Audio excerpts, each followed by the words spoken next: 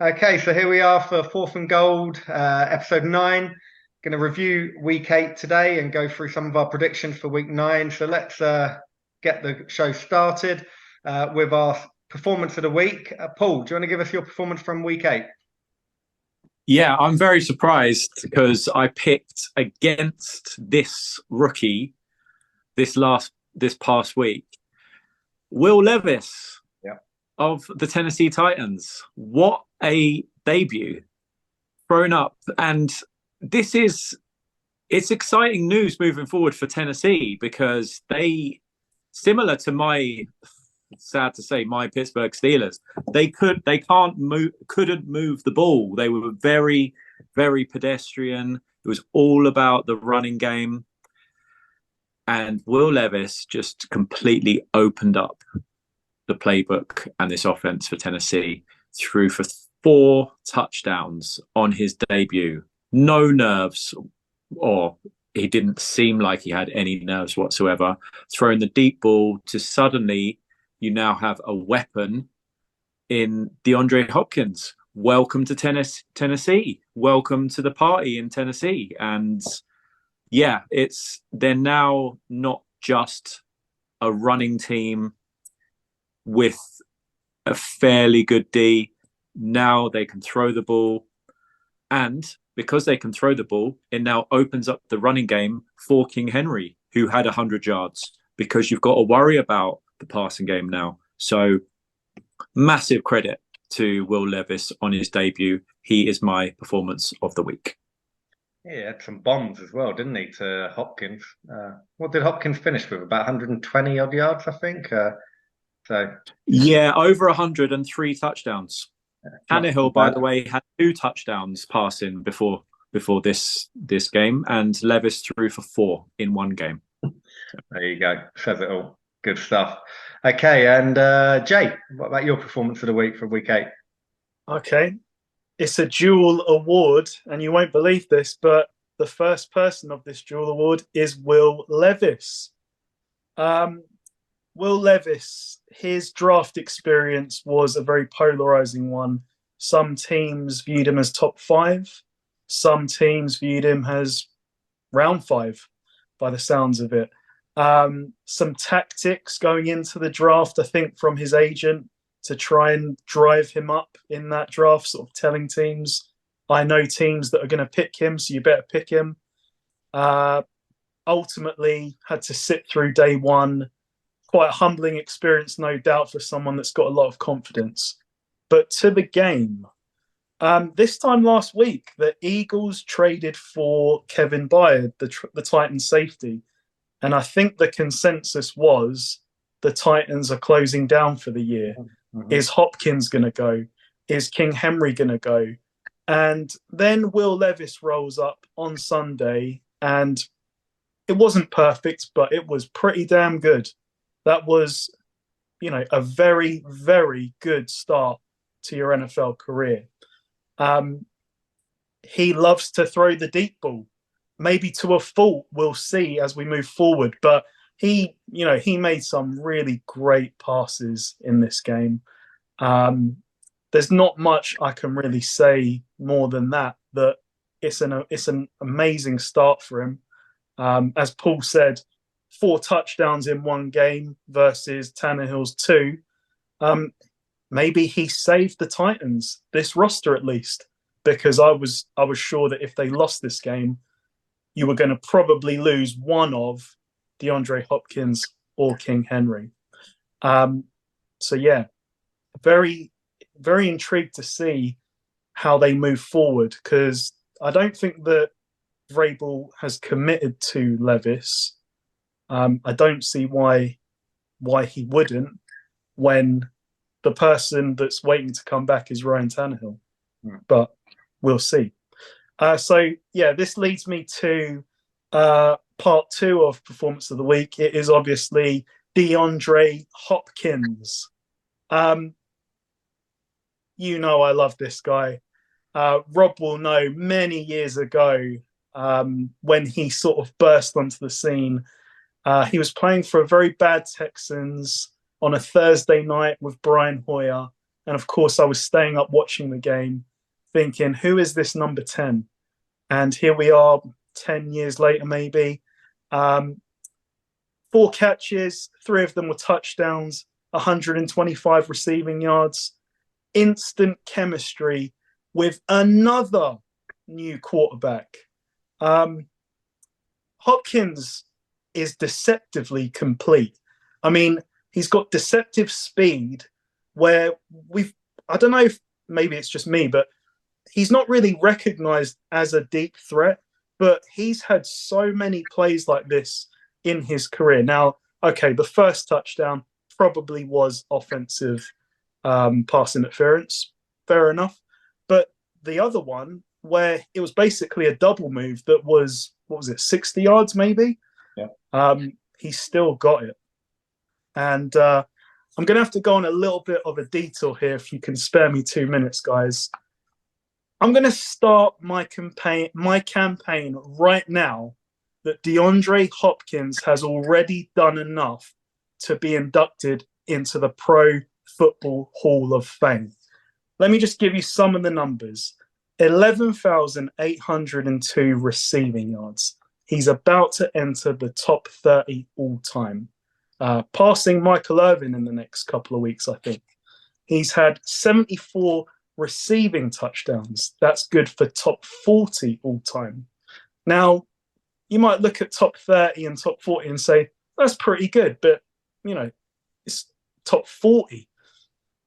What makes it special is that he's done this with 15 to 20 starting quarterbacks.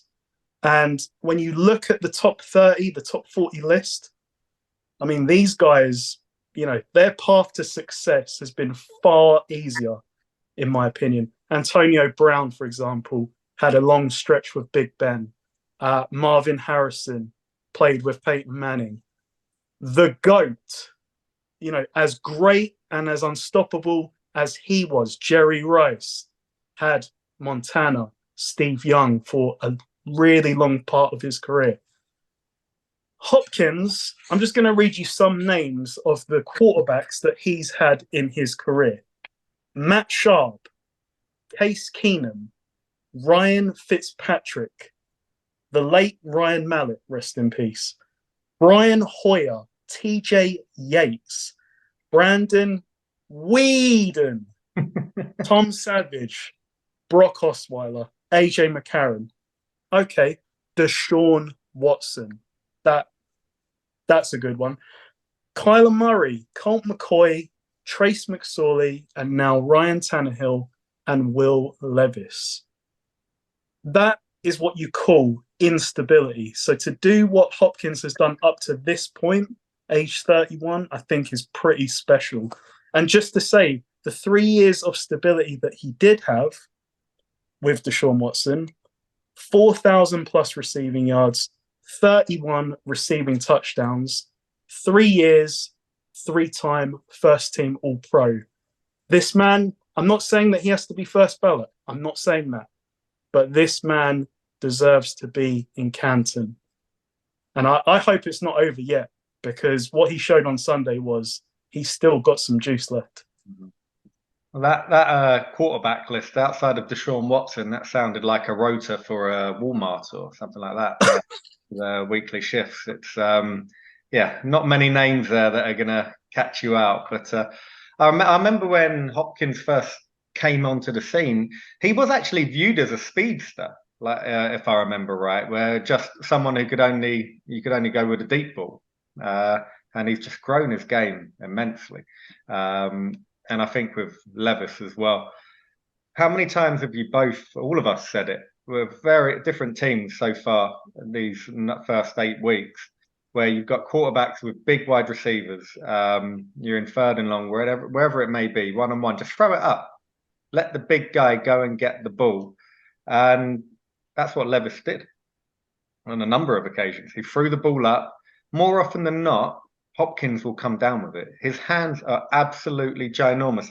If I remember right, his gloves, he has to cut holes in them, and that's on extra large gloves.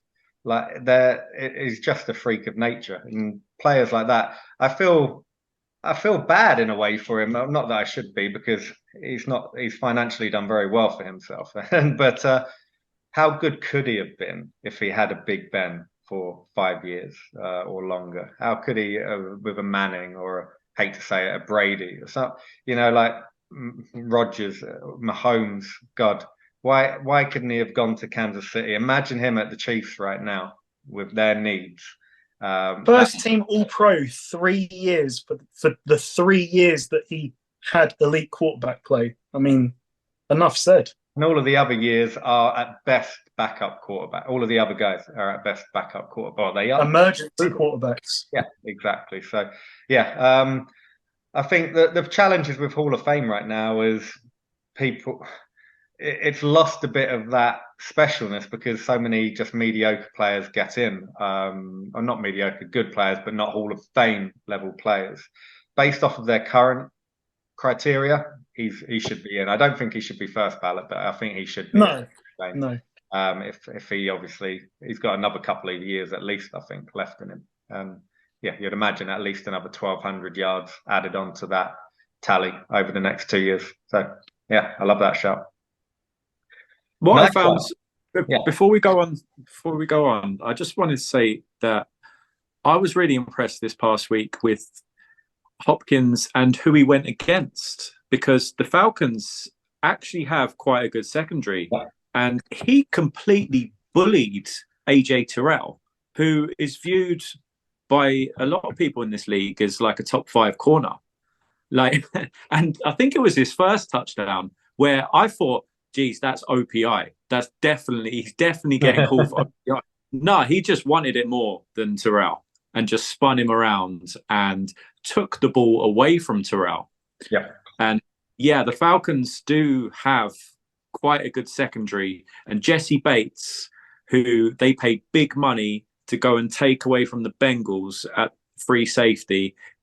So you got one of the best free safeties in the league, and he could not take away Hopkins. He didn't know how to guard against Hopkins. And Hopkins, like we said, he's not a speedster, but he just took the ball when it was there to be had. He just wanted it more than the Falcons players. And his third touchdown ball, like he got the ball and he's even a yards after catch threat. I mean, I think he took it over the middle and then did, and it's not the first time I've seen him do it, this spin move that you would expect from someone a bit younger than him, and then got it into the end zone. You're right. He just wanted it more, I think. Yeah, because the Falcons secondary is one of their strengths, and not this past week. Definitely not. Okay, so my performance of the week, I hate to say, but it's going to be Joe Burrow, sorry. So you look at Bengals, obviously coming off a bye week, going to Levi Stadium in San Francisco, not an easy place to go to. He threw for 28. He got 28 out of 32 completions. Now, how efficient do you want to be? Only 283 yards, but again, this is the San Fran defense over the last few years that they do give up receiving yards, but that front seven is still very scary. And they got him a few times. And there was one particular play that I was just sort of like, how did you not just get sacked? It was a completion. I think it was to Higgins. I can't remember who it was to now, but there should have been 3 different players that grabbed him at different parts of the play, and he pushed one out of the way, he spanned from another, he bumped into another, and then he moved out to his right and made the completion on the sideline. And I was like, you have no right to make that play. On top of that, you can tell that everything is starting to improve. We said this, 3-4 weeks ago, he could start to step into his throws. Even against you guys, Jay, he had 6 rushes for 43 yards. Right, so we're looking at 346 total yards from Burrow. That little things like that, just instead of being in 3rd and long, that's 3rd and short, and that takes its toll on defenses having to stay on the field for longer. They get gassed. We know that he is clutch when he's healthy. I don't think any team in this league will want to be playing the Bengals. I think it was the worst possible time for the 49ers to be playing them. They come off their bye week, even though they're at home. They're a team that we'd already seen the 2 weeks before getting better, a week to get completely healthy, and then bang. Wasn't completely clean performance. They still have major issues on their O-line, but Burrow will paper over a lot of them cracks because he did that on Sunday, and he's only going to get better. Watch out, AFC. Bengals will be in the playoffs, no doubt about it now. So yeah, just Burrow is my performance of the week. So let's go on to step it up for week 8. Paul, who you got to step it up?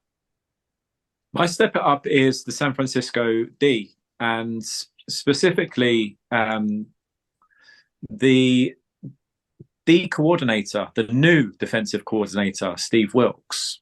Now, they've had a history in San Francisco. They've been, maybe you could say, spoiled with the talent that they have had. They have drafted extremely well, and they have recruited through free agency extremely well.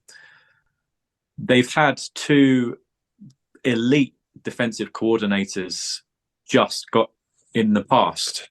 leave in Salah, who's now a head coach, and D'Amico Ryans, who is also now a head coach. Both of them look like they're going to turn into pretty good NFL head coaches. Steve Wilks is also a former NFL head coach. And through the first 5 weeks, I had San Francisco as the best team in the league.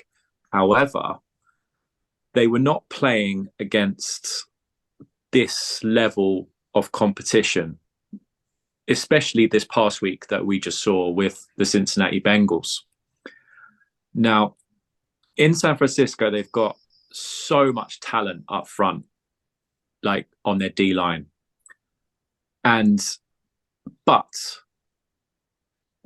the fault that I'm placing at the feet of Steve Wilks is that everything's very vanilla and is very, we rush for, we'll operate some stunts, D-line stunts, but really we're not doing anything exotic, anything that you have to really worry about as an O-line. You just line up and you just block.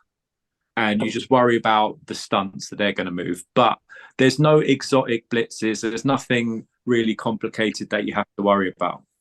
Now, the issue that they do have in San Francisco is that, like I've said before with Brock Purdy, things need to be perfect. You can't put too much on his plate, because even though he's playing pretty well, he can't carry the team. So the D's got to do its side of the bargain, got to pull its weight.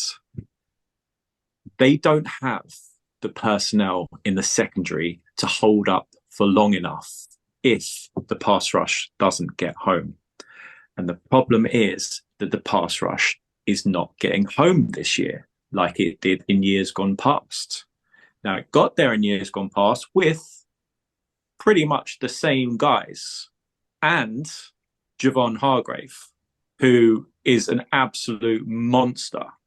But you paid Hargrave the money.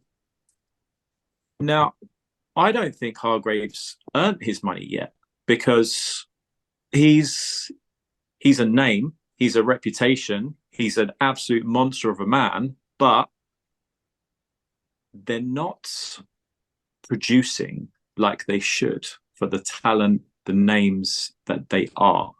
And I put that down at the feet of Steve Wilks, who needs to just draw up something so that these guys can actually go out and produce. Because if you want that secondary to hold up, it's not going to happen. And Joe Burrow, like the elite of the NFL, showed you the level this past week. Like, okay, we'll give him a few seconds to find receivers. And even if you don't give him a few seconds to find receivers and you nearly get home, Burrow will move a little bit and still find a receiver.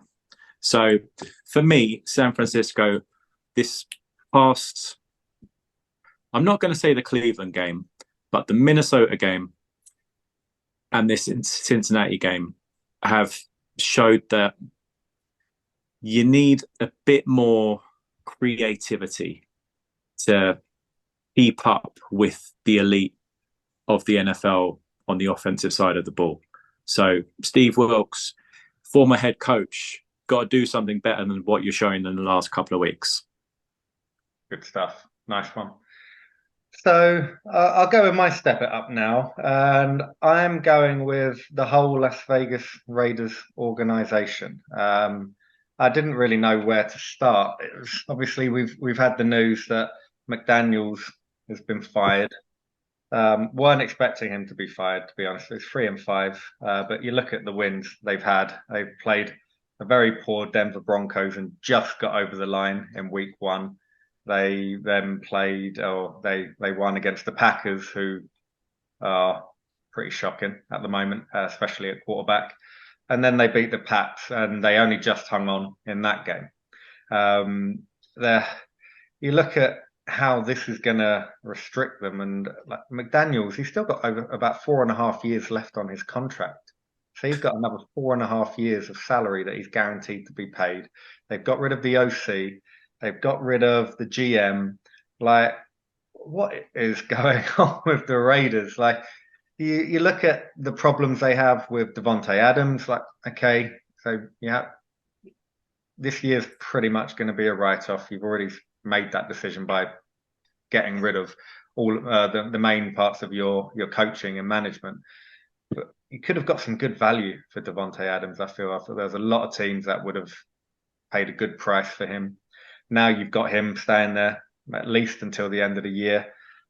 Clearly doesn't want to be there. He was part of a Derek Carr. He only went there because of Derek Carr.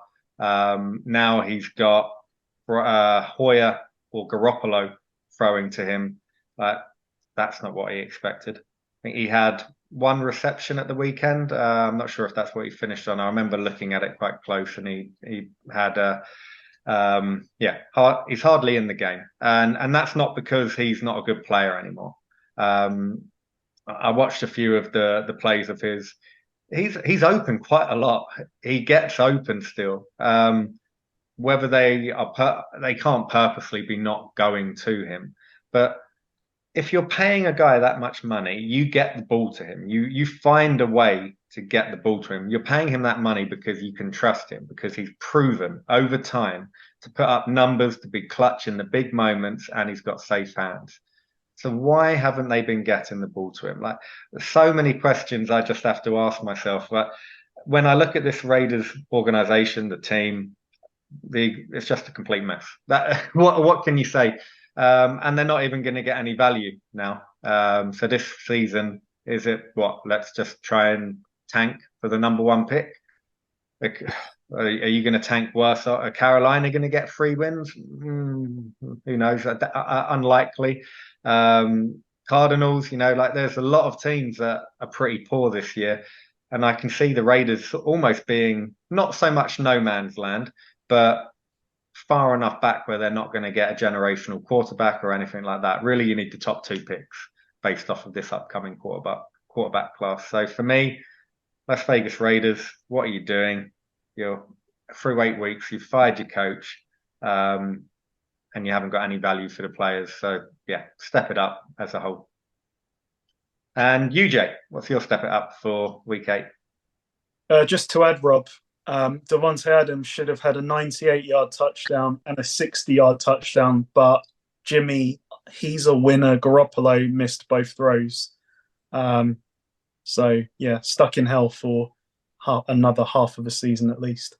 So last week, I went on quite a passionate rant to call out the Buffalo Bills organization. This week, I'm calling out the Kansas City Chiefs. What we saw on Sunday was what happens if Mahomes doesn't play that well. He still made plays, but by all accounts for Mahomes, it was a bad game. If Mahomes has a bad game, they lose. There is no Jalen Hurts situation here or Brock Purdy situation here where they can play badly and both of those teams can win. Yep. Not going to happen here. Defensively, they played really well. I thought they kept them in the game, really. And it was their latest acquisition, Mecole Hardman, who basically put the nail in the coffin, fumbling a kick return from the 5-yard line. Now, would they have won? They might have. It is Mahomes. It was less than one score. If he catches that, it stays at one score, and maybe they go on to win. But I've been saying this for a while now. We're seeing with the Chiefs a similar situation with Josh Allen where I feel like the front office has got a bit complacent knowing that we've got Mahomes, so, we can cut corners in certain places. No, you can't. I would rather that your defense was what it was the last few years, kind of below average, but at least you had a stacked offense. Yeah. They traded Tyreek Hill, and you could say, well, they won the Super Bowl the next year. They won the trade. Yes and no. I think kind of both parties, if you like, won the trade at that time, but they're certainly not winning it now. Losing Juju Smith-Schuster. Brett Veach, what are you doing? Like, this receiving core, they're all the same player. They're all the same. They're just speed with no hands. Marquez Valdez-Scantling, another fumble in a big spot this week. Sky Moore, I'm not saying that was an easy catch to make, but other receivers are going to make that catch for the touchdown. I'm sorry, but I'm saying step it up, but they can't now because the window's closed. You can only sign free agents. I don't know who's out there. A washed-up Jarvis Landry? I don't know. I just think that... AB. Go and get AB. Oh, God, yeah. I just look at this team and I know how great Mahomes is, but I do not see a way where they retain this Super Bowl. I do not see it. I'm sorry. Mahomes will get them as close as physically possible. And if he does it, man, he's even greater than I already think he is. And I think he's GOAT level in terms of talent. And I'm sure that he's going to get there in terms of achievements as well. But this is not a good offensive roster. I'm sorry. Mahomes and Kelsey, you cannot ride them this way. There has to be more. So, yeah, Chiefs, somehow, some way, even post-trade deadline, you need to step it up in terms of roster. A lot of weight on Mahomes' shoulders at the moment. And when you've got that much weight, you saw at the weekend, some mistakes were just starting to creep in because he feels, right, if I don't make something happen here, we're going to lose. And this is what we see with Josh Allen. Yeah, that is a recipe for failure. As simple as that. Like the organization's job should be to make his life easier. And as you touched upon, I was hoping the loss to Denver would have woken them up and they would have made a trade before yesterday's trade deadline. And no, and yeah, I think for me, I can't see them. I don't know. I don't see them winning it now. They lost to Denver, man. Come on, this Denver team lost by. They had 70 points put on them only a few weeks ago.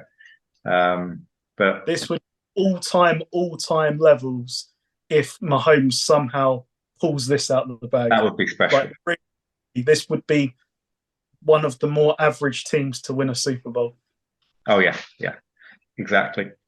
Good stuff. Okay, so that's our performance and step it up of week 8. So now let's go on to the Power 5 quarterbacks through 8 weeks. Jay, do you want to kick us off with your quarterbacks? Yep, sure. I know this is top 5, but this week there needs to be an honourable mention at number 6. I'm going to quote a Jay-Z lyric. Allow me to reintroduce myself. My name is Joe Burrow. Wow. Wowza. Not just the throwing. Like, it wasn't, as Paul said, the 49ers defense is vanilla, but he was still making some tremendous throws in big spots. But as you touched upon, Rob, the running, interesting. Joe Burrow is a dual threat. I never liked the comparison that Joe Burrow gets to Tom Brady. He's nothing like Tom Brady. You've got to give him credit for the, shall we say, the ad-lib plays where he uses his legs. This is nothing new, but what we're seeing is someone that's coming, and he will be in this top 5 soon. I just can't quite get him there just for one big performance. He's had some other good ones, but in terms of the season, this 8 weeks, I'm gonna stick with Jared Goff at 5. He's been, I'd say, Mr. Consistent. Quite an ugly pick 6 on Monday night, but overall, he was moving the ball at will. He played a very solid game again. The Raiders have actually had quite a stingy pass defense. I don't know how. Maybe because they have no hope stopping the run. But it was we're seeing someone that, has grown. It is a loaded roster, but it's not one of those where it's a loaded roster and he's kind of being carried. No. He is getting the most out of these weapons, most notably Amon-Ra St. Brown. And of course, my man, Sam Laporta, another touchdown for the tight end this week. But yeah, I mean, I look at the totality of the 8 weeks. It's not what I expected from Jared Goff. He has quite a big job to stay in the top 5 now because, as I said, Joe Burrow is coming. So consistency is one thing, but if Joe Burrow continues on this trajectory, he's going to have to really take it to another level. So yeah, Goff stays at 5. At 4 this week, it is Tua. So I think Tua actually drops down 1 place for me this week. I don't know what to say about Tua, really. Again, someone that I wasn't expecting to be in my top 5 for this long, even. But he's played pretty well. I mean, he leads the NFL in passing touchdowns. He's taking full advantage of the roster that he's got around him, similar to Goff.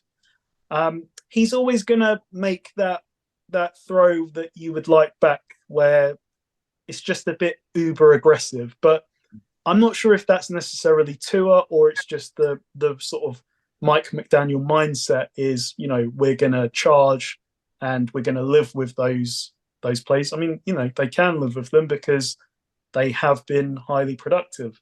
Mm-hmm. And again, this past week, Tua was asked to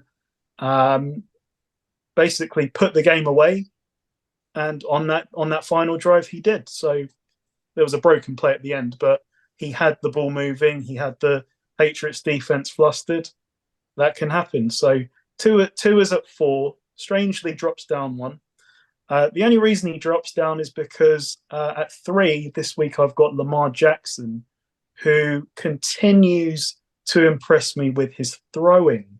I know that it was only the Cardinals, but I'm just seeing every week these throws are getting more and more polished. And he's making the right reads. He's accurate. He makes big throws outside the numbers. And of course, we know how great he is with his legs.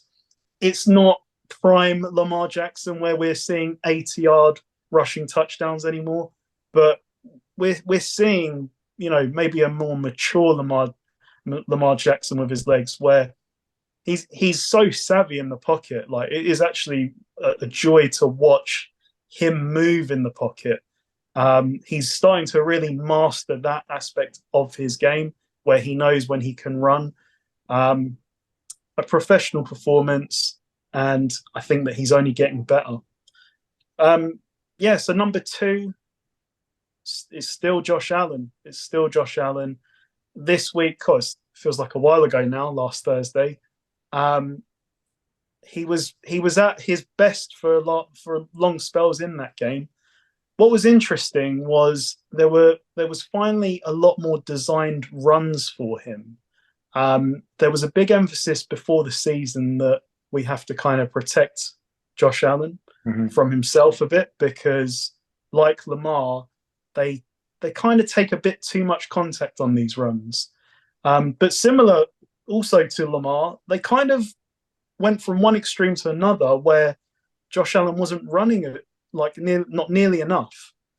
This week we've seen a bit more. I would still say what I said about Lamar: run at will, but just know when to go down and not take any contact. But with Josh Allen, what I kind of find with him, it's almost like Popeye with spinach. He goes on a run, takes a bit of contact, and the guy just feels like he's invincible. And he often has his best games when he's doing that. It was a bit stifled at the end. They could have lost the game, but overall, I think that was more about the team rather than Josh Allen. Josh Allen has had a really good season. Yes, he's thrown 8 picks, but he's also got 17 touchdowns. So can't really fault him. He stays at 2. And at number 1, another guy who has also thrown 8 interceptions, by the way, it is still Patrick Mahomes. This wasn't his best game, as we know. But again, the supporting cast around him is not good enough. I'm sorry. I'm not going to sit here and say that it's all Mahomes' fault. This supporting cast, he has to carry for the most part. Yes, he's got an all-time tight end in Travis Kelce, but not a lot else. Even though he had thrown an interception, I think he had a fumble, he was still fighting to the very end. If Sky Moore makes the catch, I'm not saying it was an easy catch, but for an elite receiver, that would have been caught.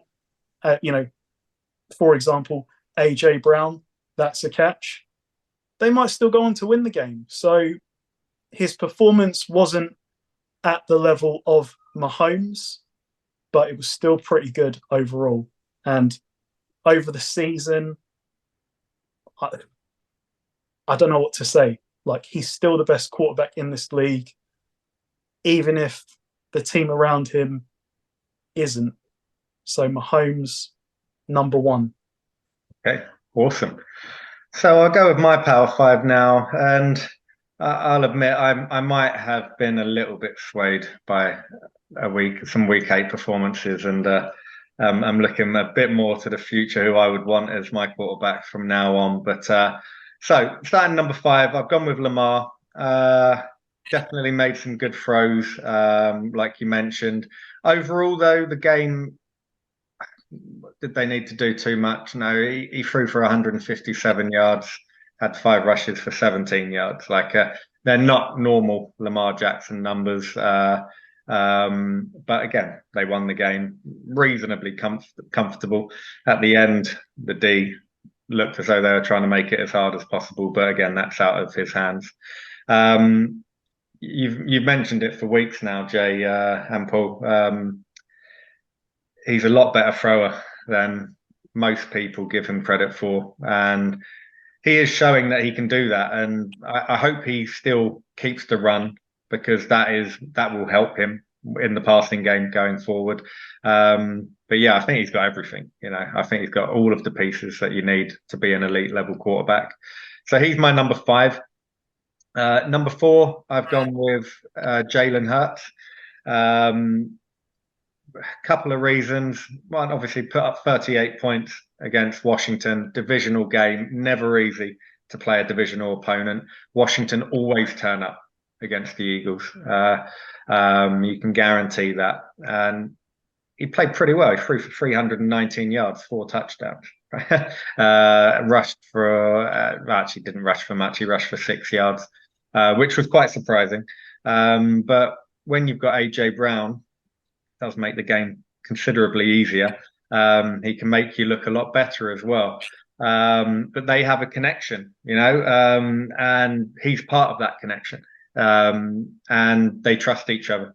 And that's all part of it. And that's what I like about him as a quarterback, as a leader. players play hard for him. AJ Brown plays hard for him. A bit like Devontae Adams, right? He's pissed off. He's not getting the ball and he's saying, I want my touches. Hurts always makes sure AJ Brown gets his opportunities. So AJ Brown shows out for him, obviously, and for himself. And it just goes through the team, that winning mentality. I've said it week after week after week. Like, you have to have that mentality. You can't be some nice guy in this league. You just get found out, you get beaten up on. He couldn't care less. If he would have thrown for 180 yards on Sunday and they won, he would have been perfectly happy. No problem whatsoever. And that's, I think, what you need as a quarterback for this sort of team. Unfortunately, his contract negotiations didn't show that. But again, he does get the win. And he's got them 7 so far. I can't not put him in my top 5 with a 7-1 record. Number 3, I had to put him in, is Joe Burrow. Could I have put Tua in? I think Tua's about to get found out, I think his numbers are inflated based off of the offensive coordinator, or the head coach, sorry, and the wide receiver and running back weapons that he has. Admittedly, he's played pretty well and he's made some incredible deep throws as well. He's made quite a few bad throws as well, on top of them. Quite a few picks, especially of late, and some that should have been picked that didn't get picked off. As the weather changes, I feel, he's going to start tumbling down a little bit on a lot of people's charts. I hope he proved me wrong, because I love seeing Miami win. I love seeing Waddle and Hill balling. Right, it's awesome to watch. But I had to go with Burrow just because I trust Burrow. And we're getting into that time now, right? You're not going out in t-shirts and shorts anymore. You're going out, you got your jumpers on, getting close, especially if you're in Ohio. You're going to be putting warm coats, woolly hats on. Who do you back in them positions? Well, Joe Burrow's proven it. And he showed it at the weekend. He showed it the 2 weeks before the bye, that he means business. They started absolutely horrendously. And I thought they were almost out of the playoffs at one point. And when you look at the division, you wonder, why did I ever think that? Like, as we touched upon last week, all of the division could potentially make it out of the playoff. It's unlikely, but it's a possibility. He's got the weapons around, and I just love watching him play. Him, Mahomes, and Allen, for me, are just on their whole different level to the other quarterbacks in this league. I don't think Lamar's a mile off, but I don't see him getting to their level. With all due respect to Lamar, he's a very good player, but they're just different. So I've got Burrow at number 3. Gone with Josh Allen, number 2. Again, I could say exactly the same thing. So Allen and Mahomes 1 and 2, because it is becoming a scarily similar story and evaluation when looking at both of these quarterbacks, that both organizations seem to be playing with house money. They're sort of like taking for granted what they have. And at least the Bills have put Diggs on like an elite wide receiver. I guess the Chiefs have Mahomes, but have Kelsey. But the Bills have had their window now for what, 3 years probably, where they've had a really solid team, and they haven't not got there because of Allen. They've not got there because of defense, because of coaching, and it's daylight robbery for Allen. It's so horrible to see someone like that potentially because they're not going to change. Not with McDermott. I think that's clear to see. They're not going to be changing. So, and I don't see them changing McDermott anytime soon. But what can you say about quality? Kincaid, Diggs putting up big numbers, and even though he's getting a beating, the defense doesn't do it for him. He's someone you back, like you mentioned. Want to see a bit more with the feet.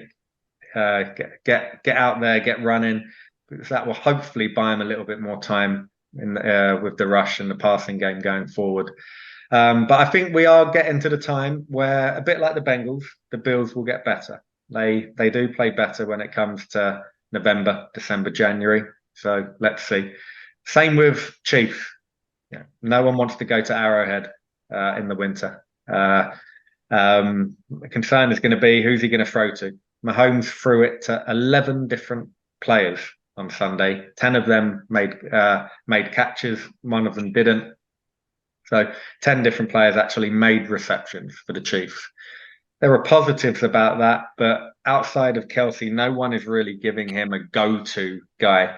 Seems like Mahomes is trying to get that guy to be Rice. He really does appear to have a lot of trust and faith in his ceiling, but he made some big drops on Sunday on third down plays that would have continued drives that could have changed the whole game. It was a one possession game at the point where Rice particularly made a big drop that would have put them within field goal range, being 5 points down.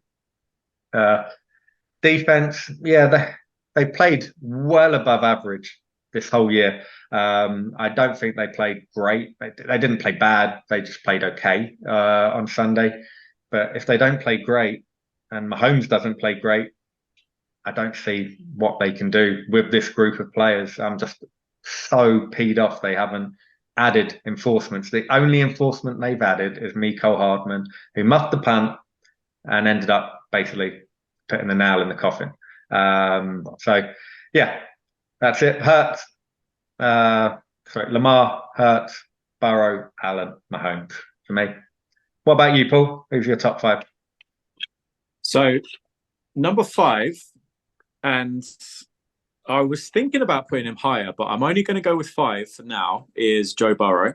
For me, credit to him for actually toughing it out at the start of the year, because if we think back, there was talk of them putting him on IR for a while, like protect him. And when was he going to come off it? Like week 6, week 7? They've been done. Yep. Like by week 7. Now they're 4-3. They're tied with the Steelers and the Browns. The Ravens are 6-2, I believe, and yep. Yeah, the Bengals 4-3. They've got to play the Ravens again, which will be different now because Burrow's healthy. Yep. And he can do everything. And like I said, when I was talking about the 49ers and their defense and the problems that they had this past week, Burrow exposed all of that. But the good news for the 49ers is the next time, hopefully for them, the next time they have to play Burrow would be in the Super Bowl. So that's a problem hopefully for them a long way down the road. Yeah. Number 4, Lamar Jackson, just an all-around, just amazing football player. Remembering when he was drafted at the very end of the first round, he was a running quarterback, and nobody gave him. And we're still now justifying it, saying, yeah, but by the way, he can throw. Yes, he can throw. He really, really can throw. And this past week just did what was necessary in the moment. He's playing the Cardinals. Just get out of town, no injuries, take the dub, we move on. Professional performance. Number 3, I'm still buying into Tua. I'm going to give him one more chance this week. Another big test against Mahomes in Germany. Can the stats turn into a big win against an elite quarterback? So this is Tua for me. If you don't win this week, then I'm done with Tua. But I have Tua number 3. He does make the throws. You still do have to be a very good quarterback to make the throws. Mm-hmm. And when they were drafting Hill, you remember when not drafting Hill, when they got Hill in that trade, the joke was that Hill had to slow up to catch his deep balls. He's not slowing up anymore. So I don't know if Hill's got slower or Tua's got a big arm, but one of the two. But these two seem to be a perfect combination. Very interesting game this week. I'm so jealous that Germany have that game. What a game. Yeah. It looks like the NFL are taking NFL London for granted. Yep. But yeah, like enjoy it, Germany. What a game. Number 2, Josh Allen. Like I've said before, if you're going to create a quarterback in a lab, he would come out as Josh Allen. He's the best quarterback, is the Bills' quarterback, the Bills' best running back. He could probably throw and catch it to himself. He's just a machine, Josh Allen. However, they do need they're so frustrating because they're kind of on the verge of doing something really good to the Bills because they have the quarterback.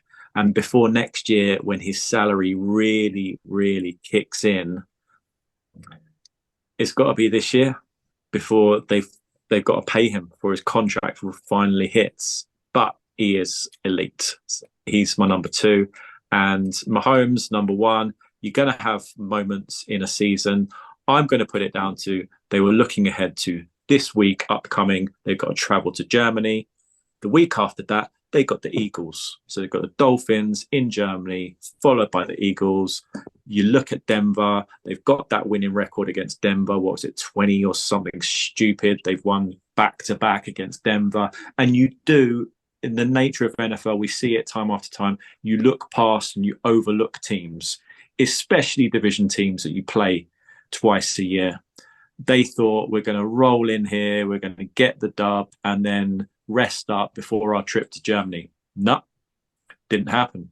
So, but he is still, for me, the best all-around quarterback in the league. He's my number 1. He hurt himself in the game, didn't he? Does anyone know if it was anything serious or not? It was just his hand at the end. Right. Okay. He put a glove on. Right. I think it'll be all right. Cool. Okay, so that's the Power 5 quarterbacks through 8 weeks. Now let's go on to the Power 5 teams. Jay, do you want to kick us off? Yep. Okay. Another honourable mention. It is the same team. It is the Bengals. They are at 6 for me. They are coming. I feel very good now about them making the Super Bowl. That was my preseason prediction. I feel very good about that. But I'm not going to let them in just yet. They've swept the NFC West, amazingly. Not quite the division it once was, but still impressive to do that. Yeah. Let's see this week when they play the Bills if they can beat a team from another division.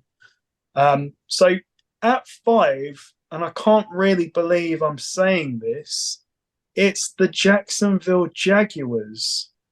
At 6-2, they are tied for the top of the AFC.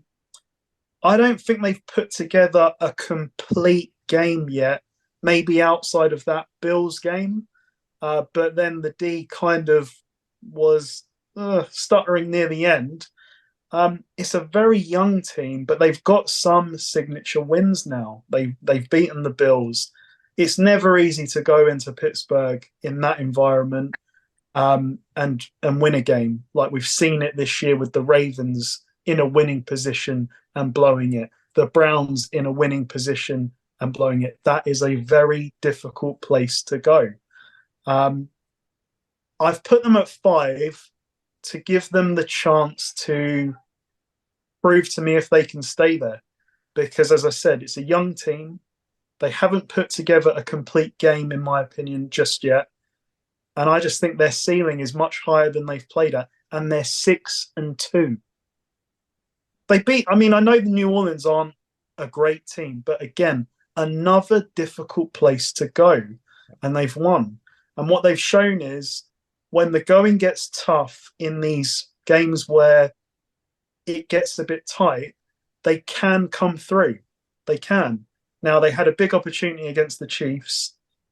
Maybe it came a bit too early for them. But at 6-2, they are my number 5 this week. At number 4, we've got the Dolphins. The Dolphins have beaten who they should have beaten, and they've probably lost to the teams that they should have lost to. This is a big week for them. The Chiefs, the reigning, defending Super Bowl champion Chiefs.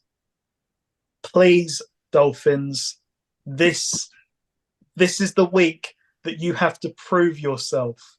The Chiefs coming off that loss. You've got the better roster. You don't have the better quarterback, but you've got the better roster. And you've just got back one of the stars on defense in this league in Jalen Ramsey. Okay? So the time is now to go from pretender to contender. At number 3, I have got the Kansas City Chiefs. I've already said a lot of what I needed to say about this team. I'm not convinced by this roster.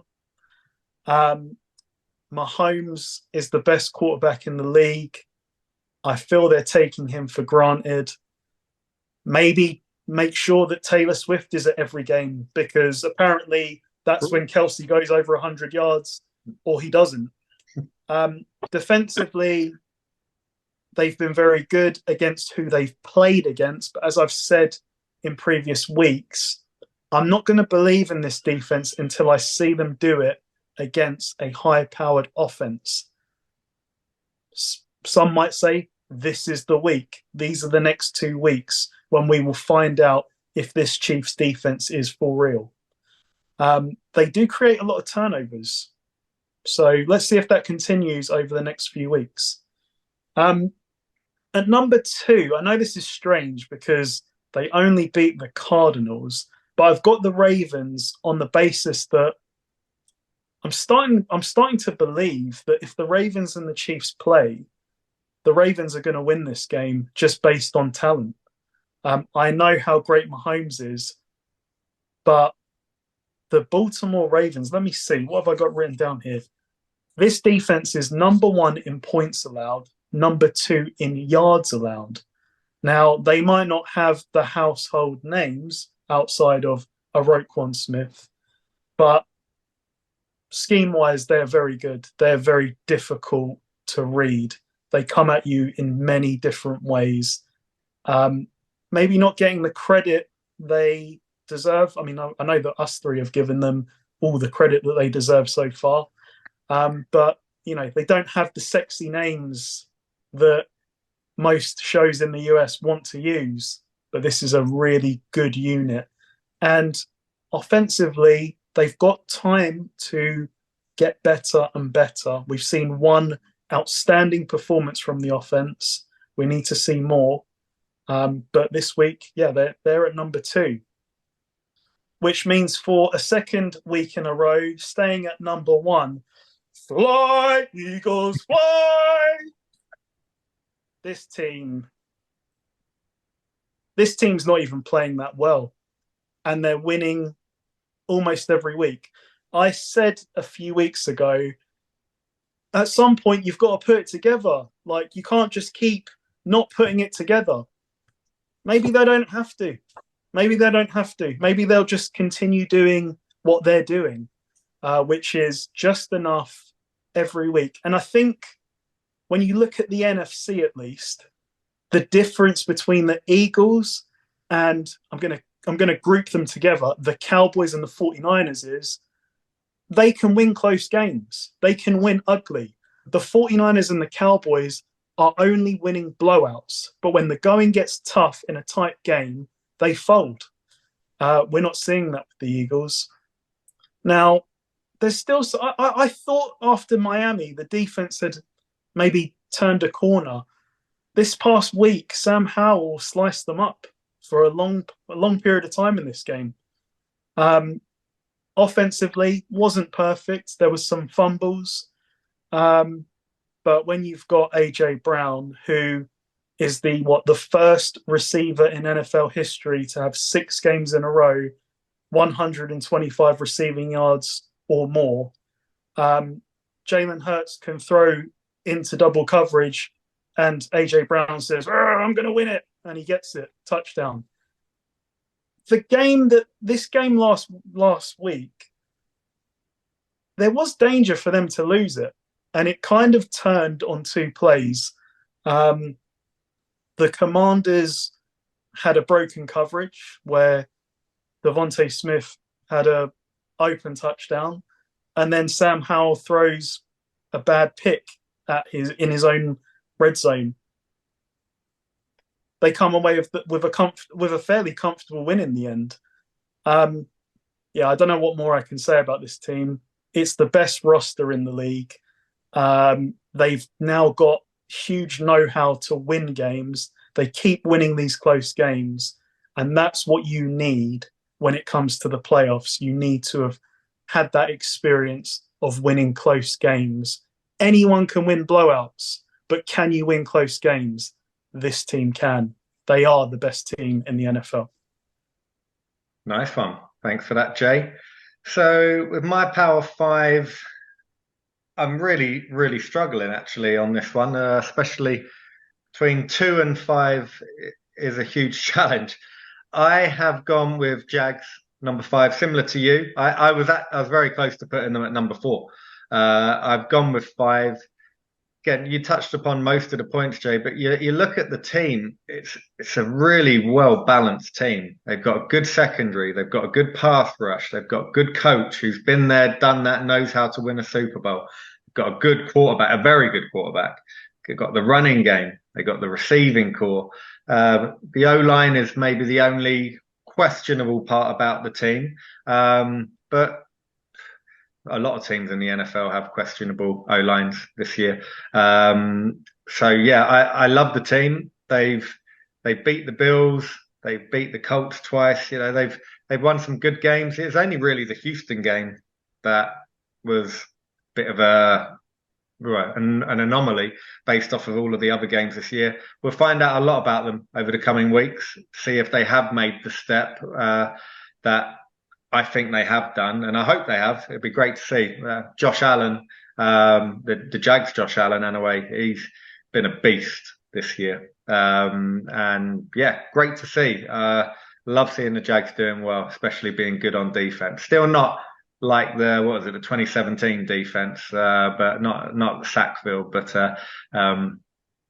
very solid team. It's like Detroit Lions on steroids, almost. I'd say they're a bit slightly ahead of Detroit. Number 4, I have gone with the Ravens.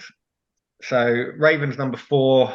I could have put them at number 3, but I still have question marks about them. I do like the D. I think the D played very soft at the end of the game on Sunday because they just didn't want to give up any big plays. That's why they gave up 14 points, which might skew their numbers a little bit.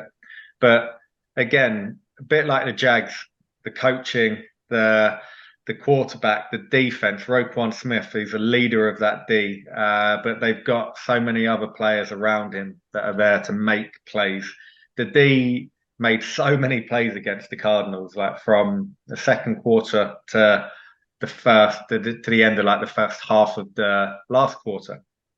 They just shut the Cardinals down, and they just suffocate teams. And Lamar Jackson can take games over. They've got Mark Andrews at tight end.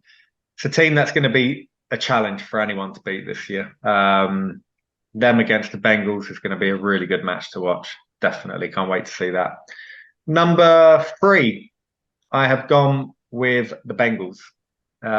Again, a little bit with my quarterback, not purely where they are through 8 weeks, but how they've done their last 3 games, so for the last 4 weeks, and where I feel they're going. I also made them as a Super Bowl prediction for myself to get into the Super Bowl. I think they're going to be there. Barring any injuries, this defense has been stingy the last few weeks. They've played some very good teams. You've got Seahawks, 49ers, some incredible players on offense for both of them teams, and they're doing a great job on the pass rush, secondary. And then you look at your Jamar Chase, your T. Higgins, Tyler Boyd, Joe Mixon, Joe Burrow. Just take your pick. Which way are they going to potentially beat you that week? And I mentioned it before week 1 that this is probably the last year we're going to see this team as it is in terms of that many weapons. So, and they know that. These players know that. They've got to turn up.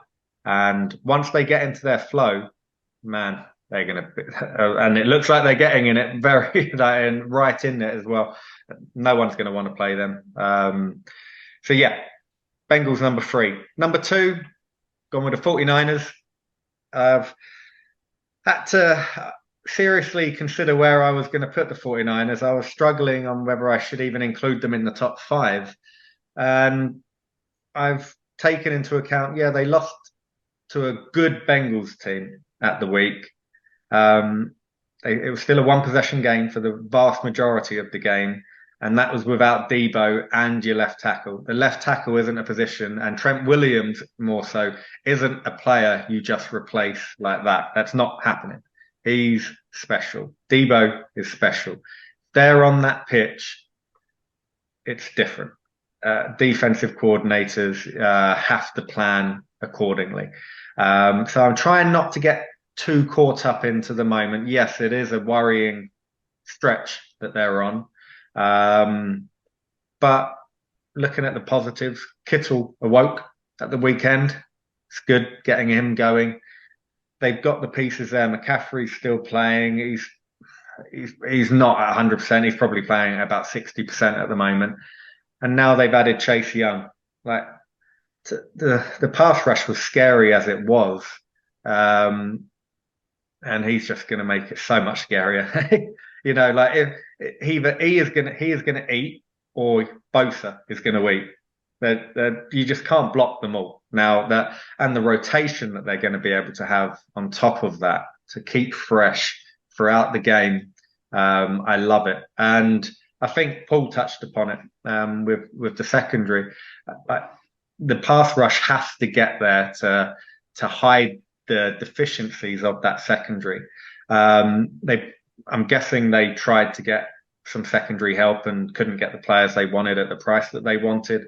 So they did the next best thing. Let's improve the pass rush to hopefully deflect our inefficiencies in secondary. So I still think when they're healthy, because all we can do is go based off of a healthy team. No one take out IR players, etc.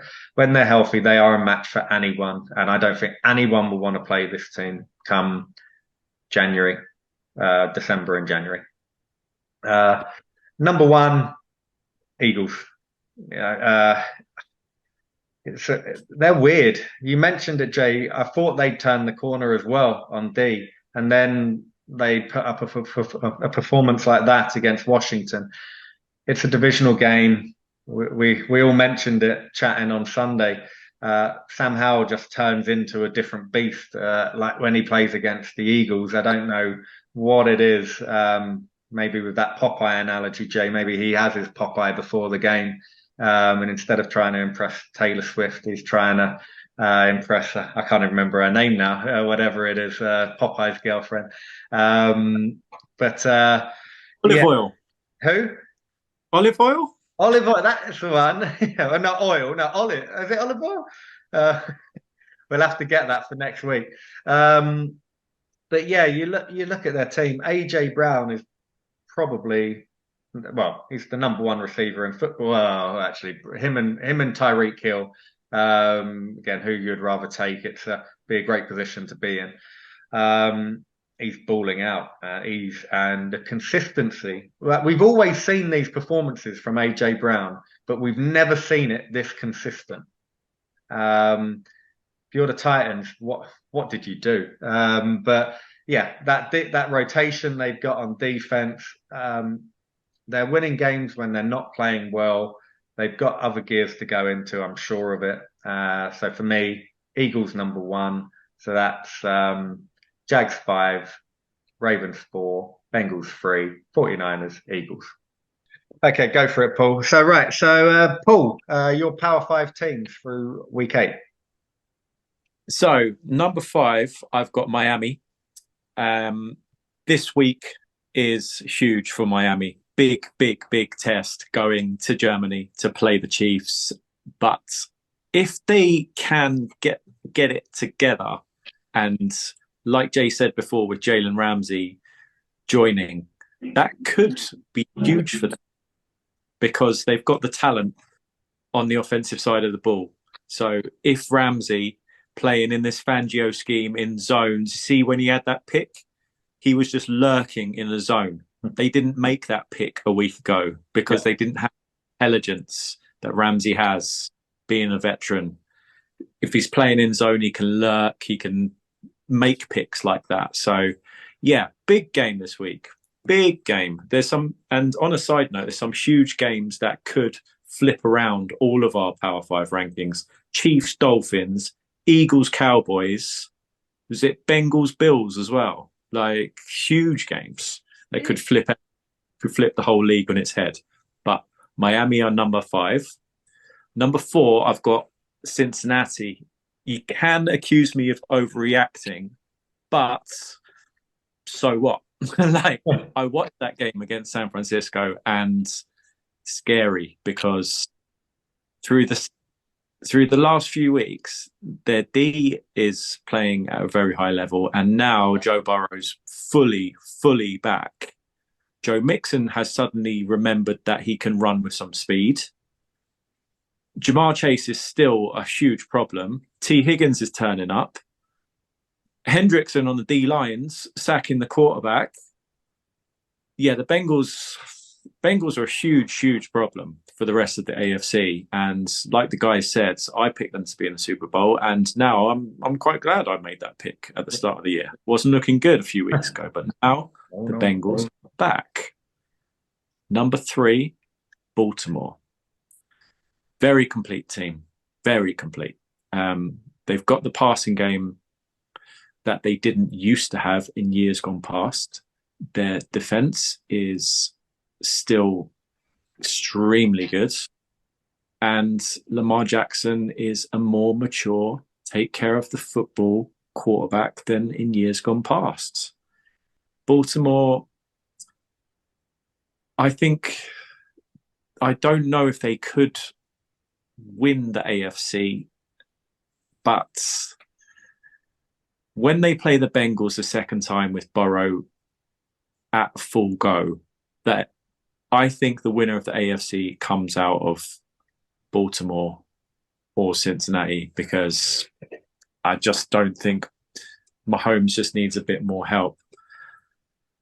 But I've got the Chiefs at 2 because it's Mahomes and because he is capable of magic, and their D has been playing so well this year. The 2 corners on the outsides, I don't even know, it's Breland and McDuffie. This is a prime example of Kansas City being a better organization than the Bills. The Bills needed a corner. The Chiefs needed a corner. The Chiefs made the trade to move ahead of the Bills in the first round and go get the corner. The Bills sat there, watched them take McDuffie, and the Bills took, I think it's Elam, or don't even know the name of the corner that they took. That corner that's gone to Buffalo looks like a bust, and McDuffie looks elite already as a rookie. That's how we go, and that's how like top level organizations run themselves. They see their player, identify the player, they go get the player. Like my number 1 team, Philadelphia. They've got the. Have they got the best O line? Yeah. Have they got the best D line? Yep. They got the best GM? Yep. Have they got the best wide receiver? Well, they've got the one of 2. He's up there. Yeah. I'd say that he's unguardable. Yeah. As if like what are you gonna do? Who are you gonna put up against him physically to stop him? He's not gonna be stopped. You just have to hope that Hurts isn't accurate enough, or you pressure Hurts, or make him move off his spot before he throws it up to AJ Brown. But there's no corner in the game right now that, like Ramsey a few years ago, maybe, but there's no big sort of corners now that have. They had two on him. It was like Megatron-ish, that touchdown. Just plucked it out of the sky. Yeah, the corner that the Commanders took, Forbes, he's had a few welcome to the NFL moments this year, and he's had to play AJ Brown twice. You're not playing an AJ Brown level in college. Like, this is a different gear altogether. Philadelphia are all around a very good team. However, they do play the Cowboys. Can you see the Cowboys rising up to that? Yep. Talent-wise, yes. But Dak historically melts under the spotlight of the big moment, as we saw earlier in this year against the 49ers. But that's a huge game. Eagles, Cowboys. But for now, Eagles are my number one team in the NFL. Perfect. Nice one. Thanks for that, Paul. So that's our top 5 teams through week 8. So now let's go into our week 9 picks. But before we do that, Jay, have you got an update for us of our standings through 8 weeks? So a big bounce back week for all of us this past week. We were all we were all double-digit wins for certain. So yeah, Paul, you're sitting at 73 and 49. That is a 59.8% win rate. So we'll round that up to 60%. Rob, you are at 77 wins, 45 losses. That's 63.1% win rate. And I have regained the top spot with 79 wins, 43 losses at 64.8% win rate. So good job. Very good week for all of us. Awesome. And I think we may have jumped further ahead of the quote-unquote experts. So it's what we do. Here's to another big one. For sure we have. For sure. Because I was tied with them like last week, and I went 12-4, and they didn't go 12-4. So Good stuff. Yeah. Let's finish it through for the second half of the year and put them in their place then. Right. So let's go straight into the picks and see how we're going to get further away from them through week 9. So game 1, Tennessee Titans at the Pittsburgh Steelers. Paul, who you got?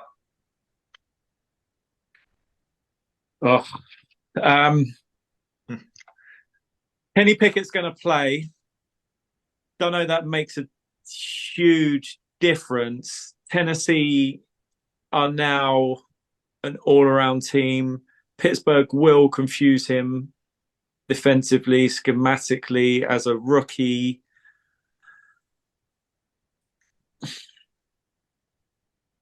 I'm going to pick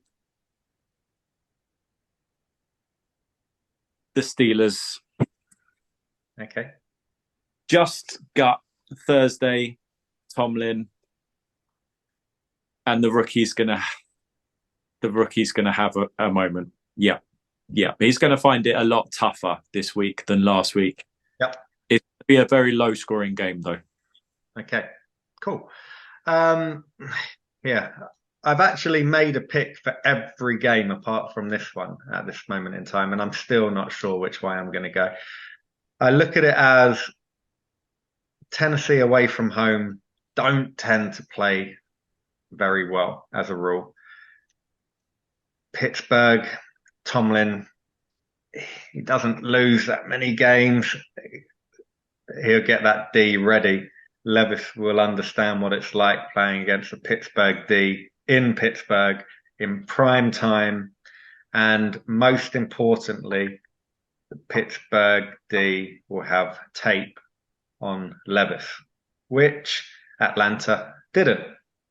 Now, they are mixing it up a little bit, isn't it? Malik as well, that comes in every now and then. Was it Malik? I can't remember his name, but they I had. think he came in for one play and it Was that went only well. one? So Typical. It's like one of the only he, plays I watched. Then he was in there, but either way, I want to pick the Titans just because I love me some D Hop. But I'm gonna show my insanity by just Pittsburgh. My pick of Pittsburgh last week let me down, and I'm gonna repeat my potential error in judgment and go with Tomlin.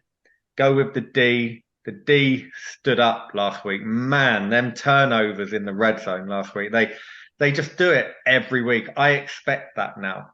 When they don't do it, that's when I'm in shock that they haven't turned the ball over at least 2 or 3 times. This D is special. The secondary does need to improve, but they are very good. And this Tennessee Titans is not a high octane offense. My only concern is if Levis starts throwing that ball up there and Hopkins just goes and gets it. That is my biggest concern for this game. But short answer, I'm going with Pittsburgh to win. And what about you, Jay? oh boy, this really sets the tone for this week. It seems like a very difficult week to pick. I know we say it every week, but this week does give me a lot of fear. As you said, Rob, the Steelers now have film on Will Levis. And at least what I took when I watched this film this past week was Will Levis played well, but he is in love with the deep ball. He's looking for highlights. Yeah. It worked against Atlanta. Atlanta's strength, as Paul said, is their secondary. Is Levis going to have the time to sit there and throw the deep ball against this rush? We saw what the Browns did to this offensive line many weeks ago now. Mm-hmm. It was just pure domination. And that's what I am scared about in this game is you've got one of the best tandems in the league, Alex Highsmith, TJ Watt. TJ Watt is extremely special. Pickett's going to play. For me, that does matter because if Trubisky was playing, there's no way in hell that I could consider the Steelers winning. Even though somehow, some way, Mitchell Trubisky is above 500 in his career. So I'm sorry, Mitch, if I'm picking on you. Paul, do we know if my man Minka Fitzpatrick is going to play? He left the game with a hamstring injury.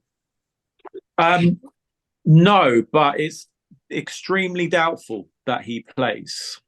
Being a hamstring injury. The national stage. See, common sense would be you've had good Titans with Will Levis, and based on their season, you're about to see bad Titans with Will Levis. But I'm going to take the risk and I'm going to pick the Titans to go into Pittsburgh. An insane choice, I know. I'm gonna pick the Titans to win. Fitzpatrick and then on Friday, out. And then on Friday morning, I'm gonna wake up and watch the Steelers win a very ugly game, no doubt. It's just the Steelers offense that really worries me. Yeah. But who knows? This could be one of those games where the D just creates the turnovers and wins it for them anyway. But yeah, somehow, some way, I'm going Titans. Okay, cool. Okay, game number 2, Paul. Miami at Kansas, in Germany, in Frankfurt. I want to pick Miami, but it's in Germany on grass. It's on real. Yep. Yeah. So it's not. The weather's not Miami weather in Frankfurt. It's due to rain on Sunday, I'll let you know. Okay. 90% chance of precipitation in Frankfurt on Sunday. Okay. I'm going to go with the roster. I'm going with talent. I think that Ramsey added to Miami is big for them. Tyreek Hill, revenge game. Yeah, I'm going with the Dolphins. Cool. Yeah, Dolphins. Okay. So I remember when the Miami Dolphins played the Eagles. For me, I was incredibly confident that my Eagles were going to win that game. I just thought they were better and Miami would get found out. And I'm looking at the spread. The Dolphins are plus 1.5, and I actually think the Dolphins are better than the Chiefs. You can be sure that Tyreek Hill is going to have a monster game. He will be, whatever his over-under is, go over. Even if they put 110, 120, go over. He's a look guy, right? He choreographs getting his phone and doing backflips before he's even scored a touchdown. He will want to put one up on his previous employer to say, you didn't think I was worth it. This is what you're missing. This is what you're missing this year when you really need some weapons on wide receiver and you don't have me. I just look at it as Kansas are good, but they're not great. As you can probably tell, I didn't even have them in my top 5 because there's only so much Mahomes can do. We saw it in the Super Bowl a few years ago with their O-line being shocking. Mahomes was still amazing, especially in the first half of the game. He still put throws into positions where receivers should have made catches. And that should have actually been a game still at halftime if the receivers made the catches. And that had no right to be a game. Mahomes did that all on his own. But what has that shown us? One player cannot win you a Super Bowl. You might get the odd game here or there. And against this team, with Jalen Ramsey back, doesn't look to have missed a step based off of his pick already in his first game back. Guess the only picky thing you could say is he didn't return it to the house. Wouldn't surprise me if he did it this week, though. I'm just worried that this Kansas team are only going to be going one way. They get to the playoffs, no problem. But I like Miami to win this game. They're skilled players, Tyreek Hill, monster game, and Miami to win. What about you, Jay? Yeah, so normally this is one of those spots, isn't it, where Mahomes has lost the game and you expect him to play out of his mind in this big spot. And he probably will. He probably will have one of the games of his life. I just don't think it's going to be enough this week. I have been maybe not as... I haven't given the Chiefs defense the praise that it deserves because I've been waiting for a game like this. This is the time. It's quite interesting, really. We've got the Dolphins who are trying to prove that they're real contenders, and I'm asking the Chiefs defense to prove to me that you are truly elite. Mm-hmm. So which one is it? And I just think that, that Paul made a good point. It's on grass. And you're saying, Rob, it could rain. And that does not bode well for speed. No. And that is what the Dolphins are built on. So that does scare me. But I just have a feeling that Tyreek Hill has been waiting for this day for a very long time. And it would not surprise me if he explodes on Sunday. It's not just him, though. You've got speed everywhere. Jalen Waddle, Mostert.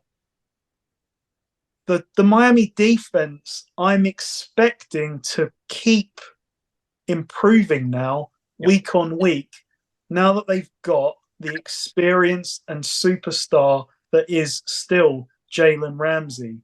The thing is with the Rams, they didn't just use him as a corner, they used him all over.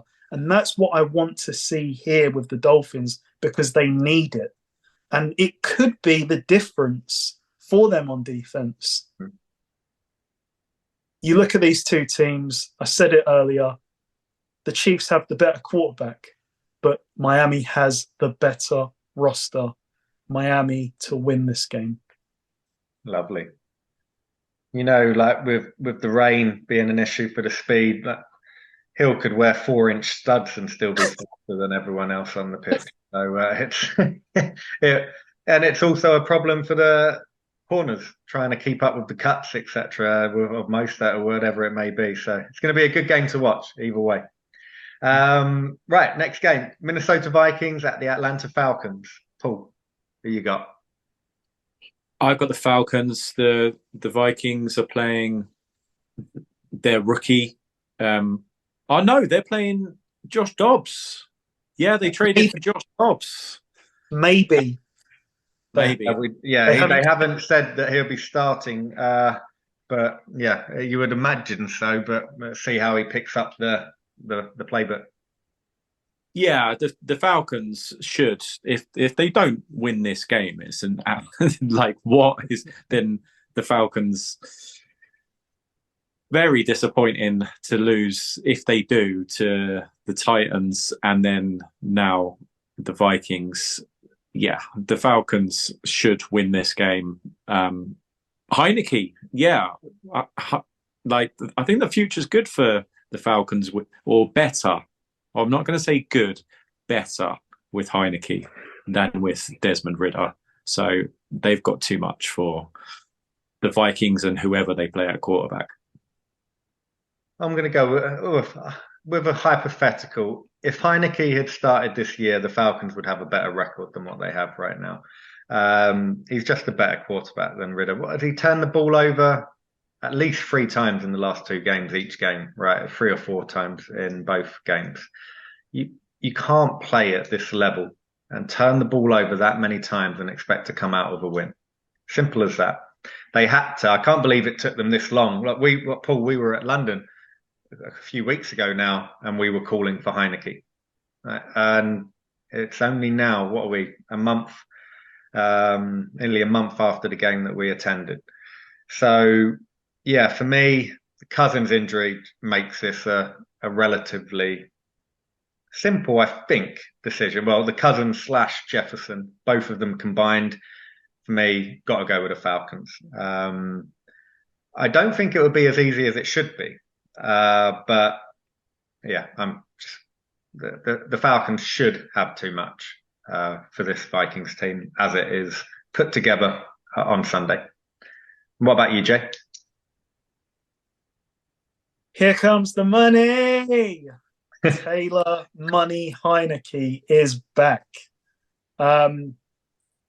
This is just set up for him to have his trademark impact game before, no doubt, a run of losses. But when I was watching basically the Titans game to study Will Levis, and it really was a tale of 2 halves for the Falcons on offense. I mean, they were very poor with Ridder, and then in comes Heineke, and yeah, it was a field goal to begin with, and they just got hotter and hotter and hotter. Yeah. Losing Kirk Cousins is a huge, but I probably would have still picked the Vikings if Cousins was here, but he's not. And I just think that's a lot to overcome. But the Vikings defense won't make this easy. I feel very sad that the 49ers missed out on Brian Flores. I think if he had been given the choice between the Vikings and the 49ers, assuming he didn't, I can only assume that he didn't, man, he could have been very special with the 49ers, because he's been pretty special with this Vikings roster. Falcons will do enough. It's a very annoying spread number at 4.5. I feel like they could cover, but it will be very close, I think. But yeah, Falcons to win with the Money Heineke era beginning. There we go. Good stuff. Okay. Arizona Cardinals at the Cleveland Browns. Paul, what you got?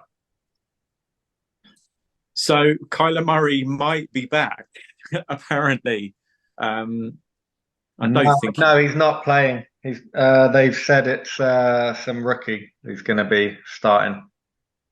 June. It won't be this week. It won't be. They literally called it on Monday saying that Murray won't be playing. Yeah. Yeah. Cleveland will just absolutely destroy this Arizona offense. It'll be a very ugly game. Cleveland will win this game. Yeah, the Cleveland have been weird. You know, their defense.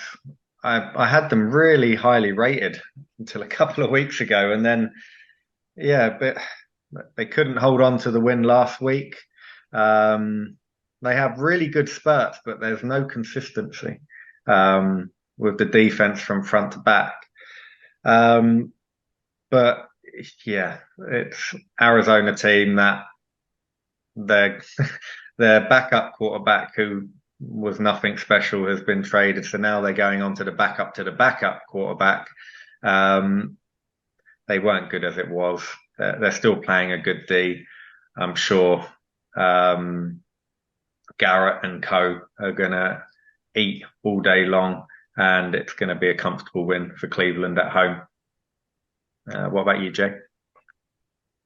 Oh, yeah. So it's in Cleveland. It is. I mean, the Cardinals.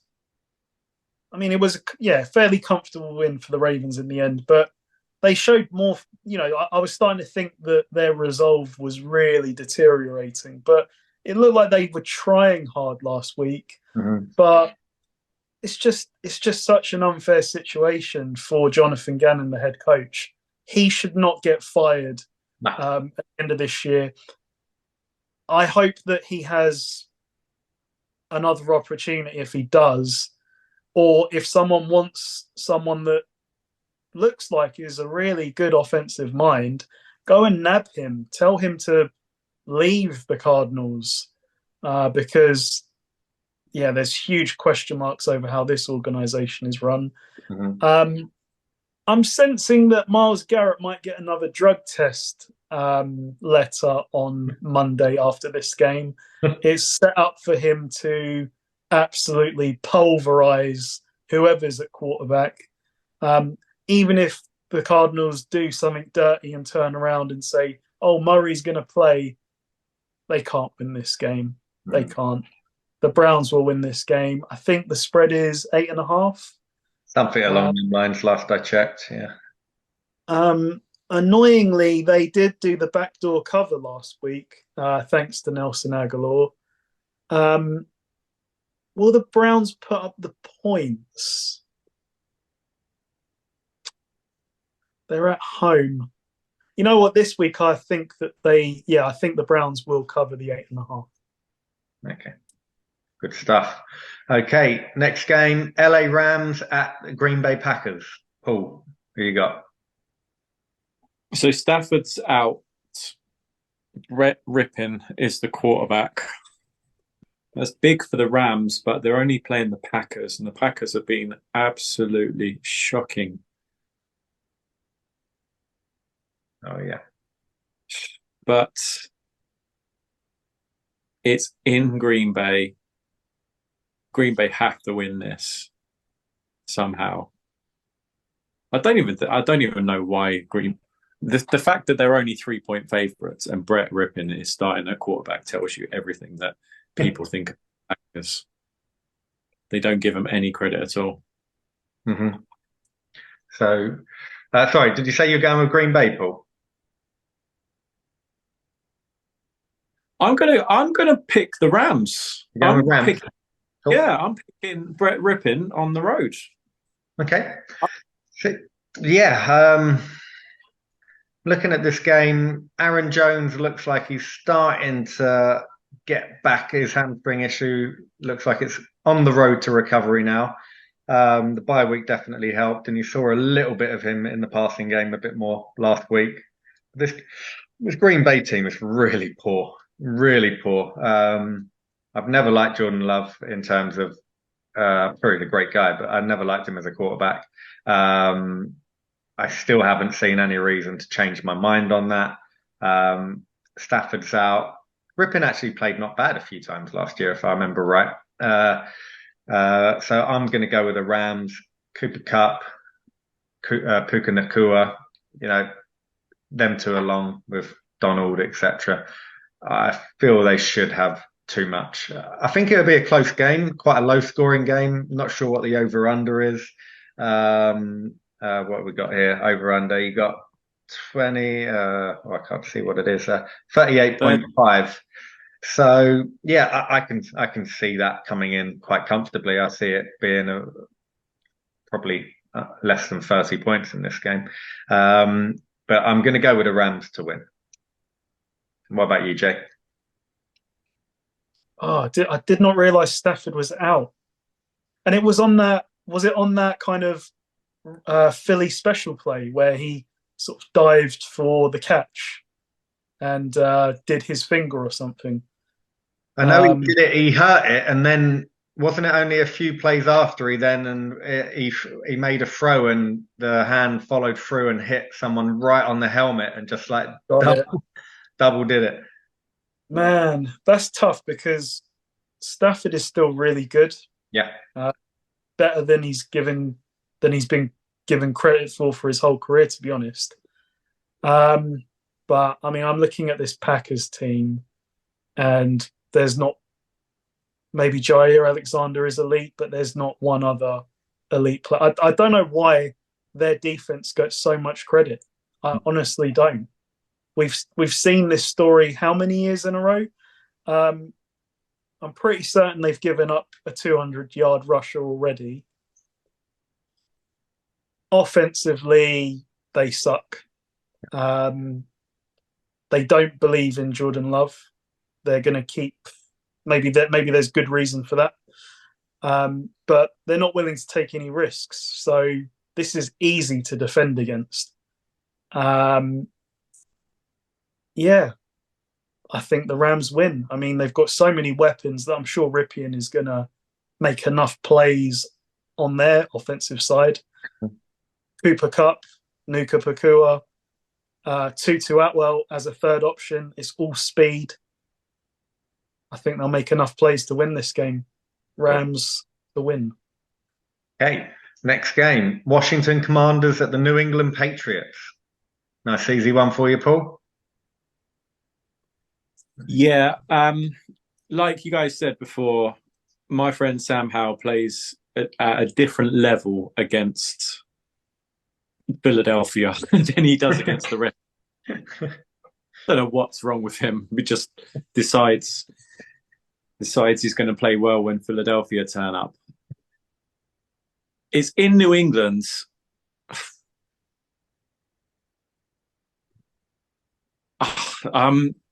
New England are a very hard team to predict. Well, you can predict not going to score a lot of points.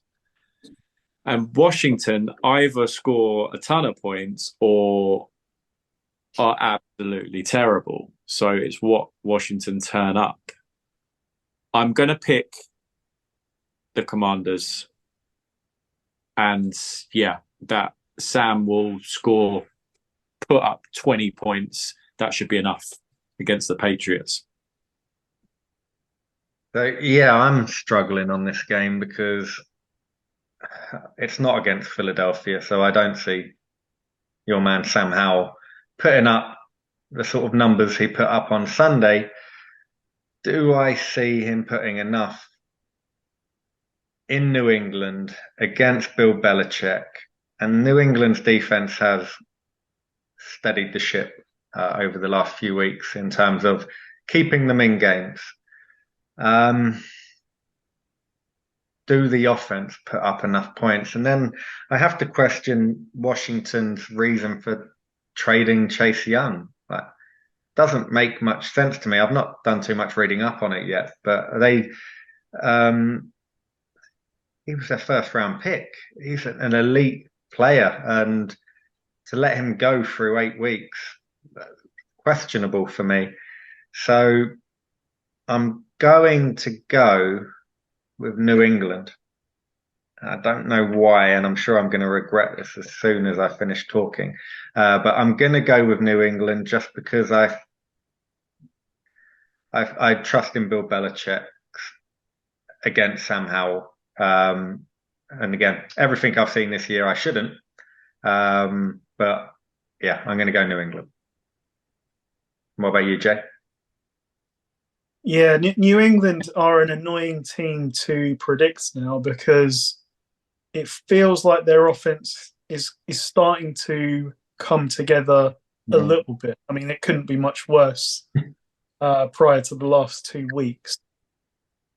The Commanders traded Chase Young for a third-round pick.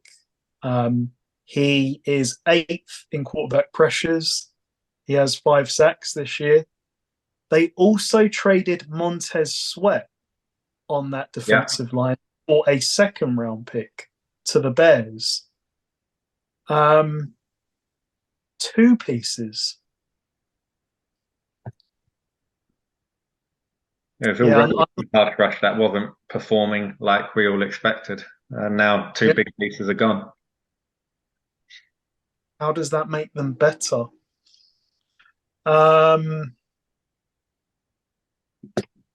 Yeah, I mean, Sam Howell will have to play at the level he did last week for the most part, apart from that bad interception at the end. And if he does, I think that the Commanders would win. Like, quite interestingly, on offense, like, I don't know if this was this might be bad Eagles, but the receivers were wide open a lot. The Commanders kind of missed a few key plays where the guy was wide open and either Sam Howell just threw it too low or the receiver didn't make the play. How are the Patriots going to be better than the Eagles defensively? I don't know, but this is one I'm just going to have to trust my gut on, and I'm going to pick the Patriots to win. I think their offense has turned a corner. Famous last words, because we all know what happened the last time I backed the Mac Jones-led Patriots. But yeah, here we go again, Mac Jones. Patriots to win at home. Okay. Next up, Chicago Bears at the New Orleans Saints. Paul, who you got? Yeah, I don't like picking the Saints, but I'm going to, because the Bears are still riding with Badgett at quarterback, and he came crashing back down to earth this past week against the Chargers. The Bears are a bad team. The Saints have a lot of talent. Derek Carr, I think he's massively overrated. However, he has thrown for 300 yards in 3 straight games, and they've got enough to handle the Bears. Saints win. Okay, so yeah, for me, this was one of the easier games to pick this week. I think New Orleans are going to have way too much for Chicago. Their defense is still really good. Not like it used to be, but it's still a very good D. They're playing at home. That's going to be noisy for Badgett. Not in his game so far, he's not going to have played in an atmosphere like that. And I'll tell you what, New Orleans wide receiving core, Olave, Michael Thomas, and Shaheed is pretty good, to go alongside Kamara and Carr. No wonder he's got 300 yards in the last 3 games. You've got the speedster in Shaheed, Olave and Michael Thomas as well. Like, that is up there with one of the best sort of attacking offensive weapons available to him. So for me, yeah, I see New Orleans winning. I'm not sure what the spread is, but if it's anywhere less than 7, I would like that very much. No. What is it, about 8.5? 8.5, yeah. So yeah, I wouldn't touch 8.5. Actually, I think they probably cover it, but I would do an alternate, get it down to 6.5, and then I'll go for it. But yeah, that's my pick. What about you, Jay? Rob, I'm going to have to call you out. You named the array of weapons that the Saints have on offense, and you failed to announce the great Taysom Hill, who can do anything and everything you want him to do. What a run. What a run for that touchdown on Sunday. That was freak of nature. I wish he was on the 49ers. I got to tell you, he would fit like a glove with those players.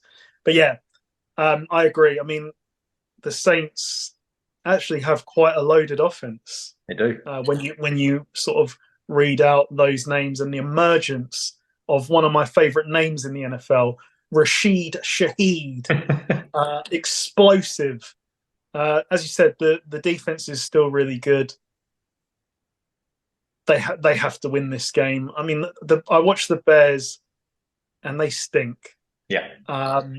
Badgen made some good plays, made some bad plays, but the play calling, like I've said in the past, you want to empower your quarterback. They didn't really do that. Maybe if they had, he would have thrown more picks. Don't know, but they're a broken team.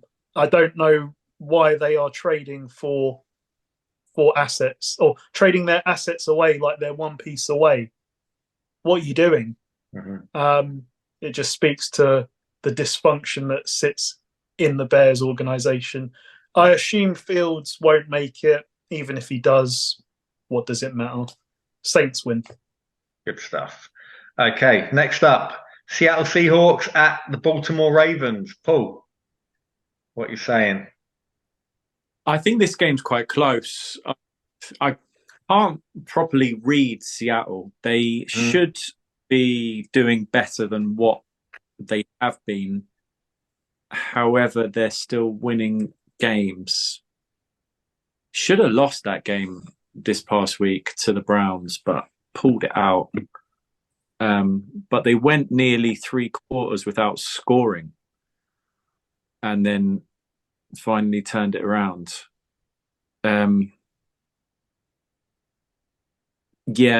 Ravens are a better all-around team than the Seahawks, and I think they're a bit more streetwise than the Seahawks. I think the Ravens will find a way to pull it out, but I think it will be close.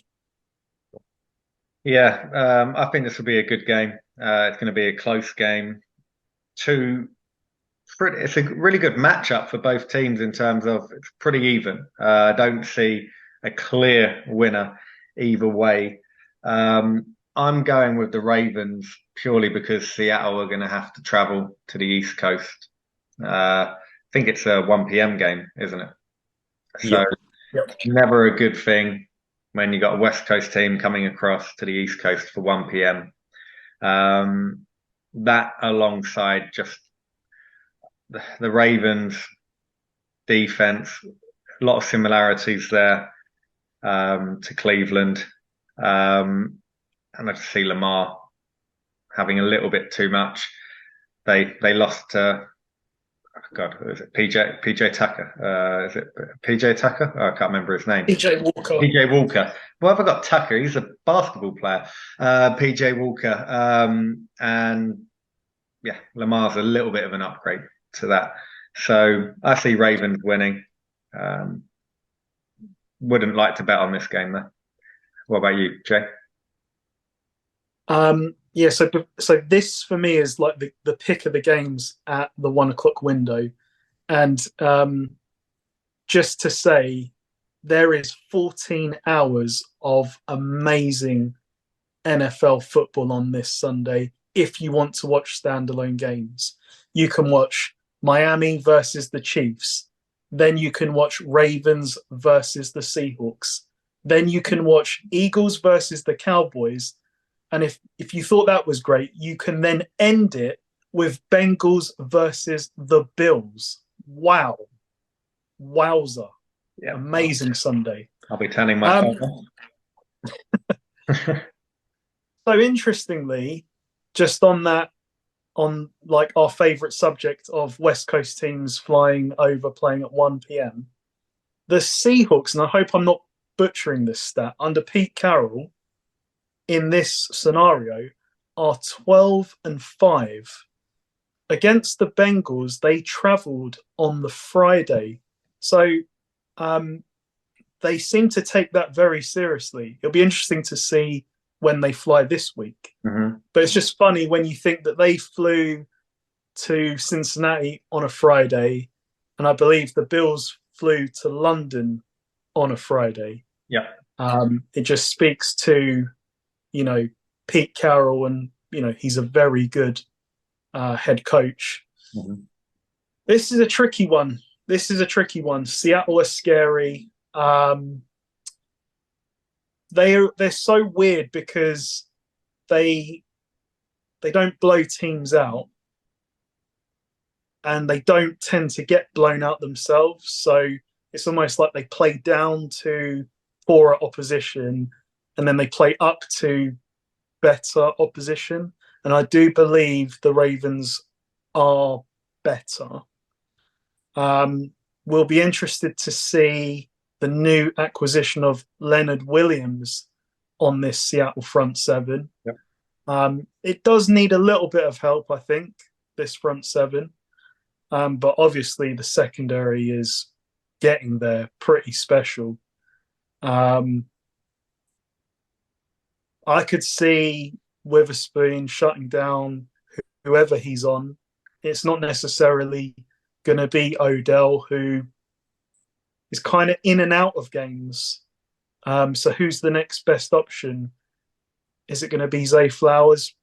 Maybe, maybe not. It might be Duvernay. Yeah, I think that this is just going to be one of those games where not necessarily that high scoring, but it's a know-how game. And I think the Ravens know how to win these kind of physical there's not a lot to be had, but we need to take what's there to be had. And I think that Lamar is, he is special. He is playing at a high level, and he'll be there to make those plays happen. And I just think that this Ravens defense, it's a bit scary. It's a bit confusing.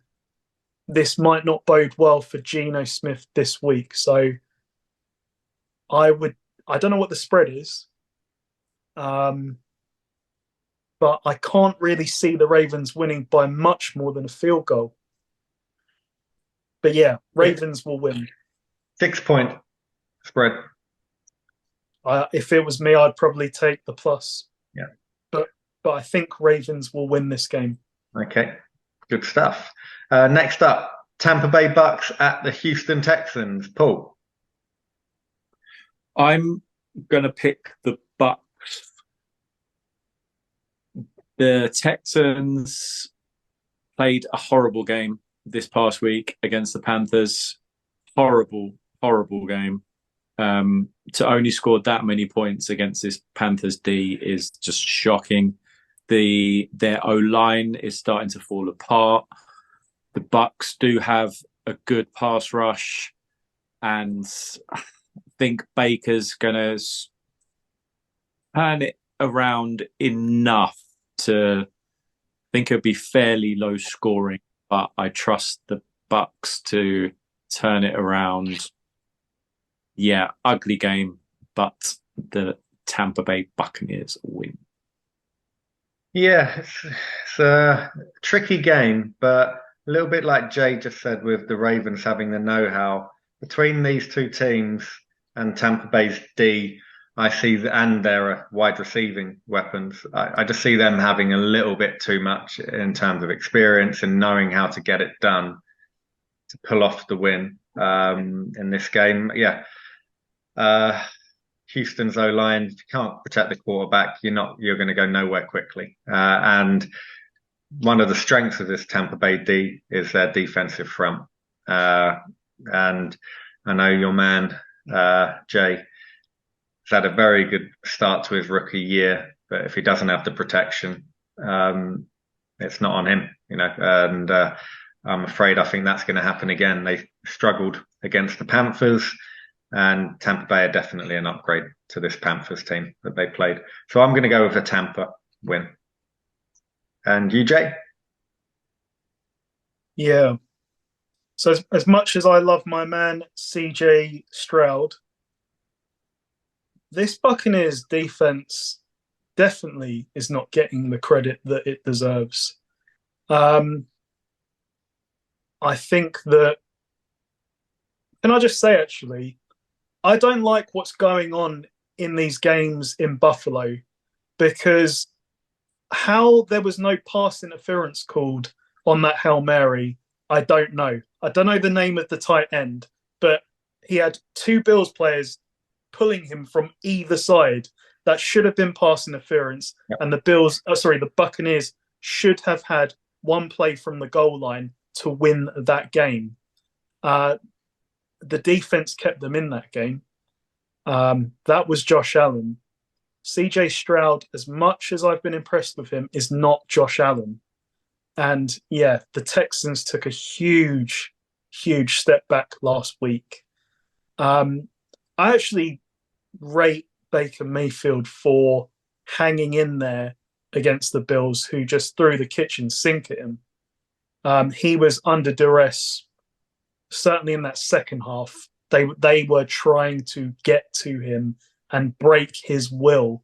But he, in fairness to him, he kept going all the way to the end. He threw a pretty good Hail Mary to try and win the game. And if Chris Godwin turns around 1 or 2 seconds earlier, he's catching it unguarded for the winner. Mm-hmm. So I think the Bucs can take a lot of pride, a lot of positive stuff from that game, and they will carry it into this one, and I think that they will win. But yeah, not one to really bet on, I'd say, but Bucs win. Okay, Indianapolis Colts at the Carolina Panthers. Paul, who you got? I'm going with the Colts. The Panthers have their win now. They can relax a little bit, and I think they will. And they can't stop the run, which is a terrible thing going against the Colts, who love to run the ball with Zach Moss and Jonathan Taylor. The Panthers are giving up 140 yards per game on average. That's not good going against this Colts team. So, yeah, with Minshew, the weakness of the Colts is their secondary. Like, they get gashed in the passing game. But the Panthers, if you just can control Thielen, then you'll control Carolina. So, yeah, Colts win. Lots of running from the Colts this week. Yeah, pretty similar to what you just said for me on this one, to be honest with you, Paul. Not much to add. Like, Indianapolis strength, got a good O-line, great run game. Taylor and Moss are going to eat, and if they do go all out to stop the run, they have the weapons to hurt you on the outside as well. So yeah, I'm going with Indianapolis to win this one, and to win this one relatively comfortably. And what about you, Paul? Jay? Yes, I mean, the Colts have kind of lost 2 heartbreakers, haven't they? But they've been right there. The Panthers got their win, and it doesn't actually hurt them because their strength of schedule is weaker than the Cardinals, which means that if they have the same record, the Panthers will get the number 1 pick. Yep. Fair play to Bryce Young. Like, he wanted to make a statement in a game against someone that he's going to get compared to for the rest of his career, probably. Unfavorably as well. Yep. A bridge too far this week, though. As you guys have said, can't stop the run. Jonathan Taylor. I would expect that the Colts finally get a win that they deserve, and they'll probably win this well, led by the ever-present Minshew mania. Right. Good stuff. Now, on to two incredibly well-run organizations. We're going to go on to the New York Giants at the Las Vegas Raiders. Paul, who have you got? Yeah, I'm going to pick the Giants. The Giants D is a lot better than the Raiders, and Jimmy G is hurt, shouldn't be there. What they were doing signing him when he had that injury, that foot or toe injury or whatever it was in the off season, like that was their chance to get out of the potentially catastrophic mistake of signing Jimmy G. Now they're involved with Jimmy G for I think it's 3 years, but they can probably get out of it. They've got a lot of Patriot kind of players on this roster now that they've fired the ex-Patriots offensive coordinator, and just a total mess in Vegas. Yeah. The Giants, they played hard against the Jets. They just made some terrible mistakes at the end of that game. Yeah, hopefully it doesn't come down to a field goal for the Giants, but I think the Giants will win an ugly game. I trust their D much more than the Raiders. Daniel Jones should be back. Just hand the ball off to Saquon. Just give it to Saquon. That's all you need to do. Giants will win. Maybe. Who knows? It's one of them games where I really wouldn't be surprised if the Las Vegas just turned up and balled out. Like, everything is telling me that they should suck for the rest of the year, just like they have done for most of this year, if not worse. Could they be any worse than they've been the last couple of weeks? They're pretty poor. Could that put just a little spring in the steps of some of their players? I'm just trying to think. The thing for me is, if they weren't playing the Giants, if they were playing the Panthers, I would say the Raiders would win. But this Giants D is good. It's not elite, but it's very good. So I don't like the fact that they're having to travel cross country, but it is the late game, so it's not that big of a deal. Is Jones back? Did you say he's supposed to be playing? Yeah, he is supposed to be. Yeah. So yeah, I'm going to go with the Giants to win, but I don't like either team. They're just purely based off of the Giants D. I'm hoping Jones, I can't believe I'm saying this, will do enough to be able to get them some points, but they were shocking. They shouldn't have had a touchdown against the Jets. You know, like if it weren't for the penalty, it would have been 2 field goals. And even if you take that field goal that they missed at the end, it would have been 9 points that they put up. Like, it was a bore fest on offense. Although Las Vegas don't have a defense like the Jets. Let's remind ourselves these are 2 good defensive units playing against each other. So yeah, I'm going with the Giants. What about you, Jay?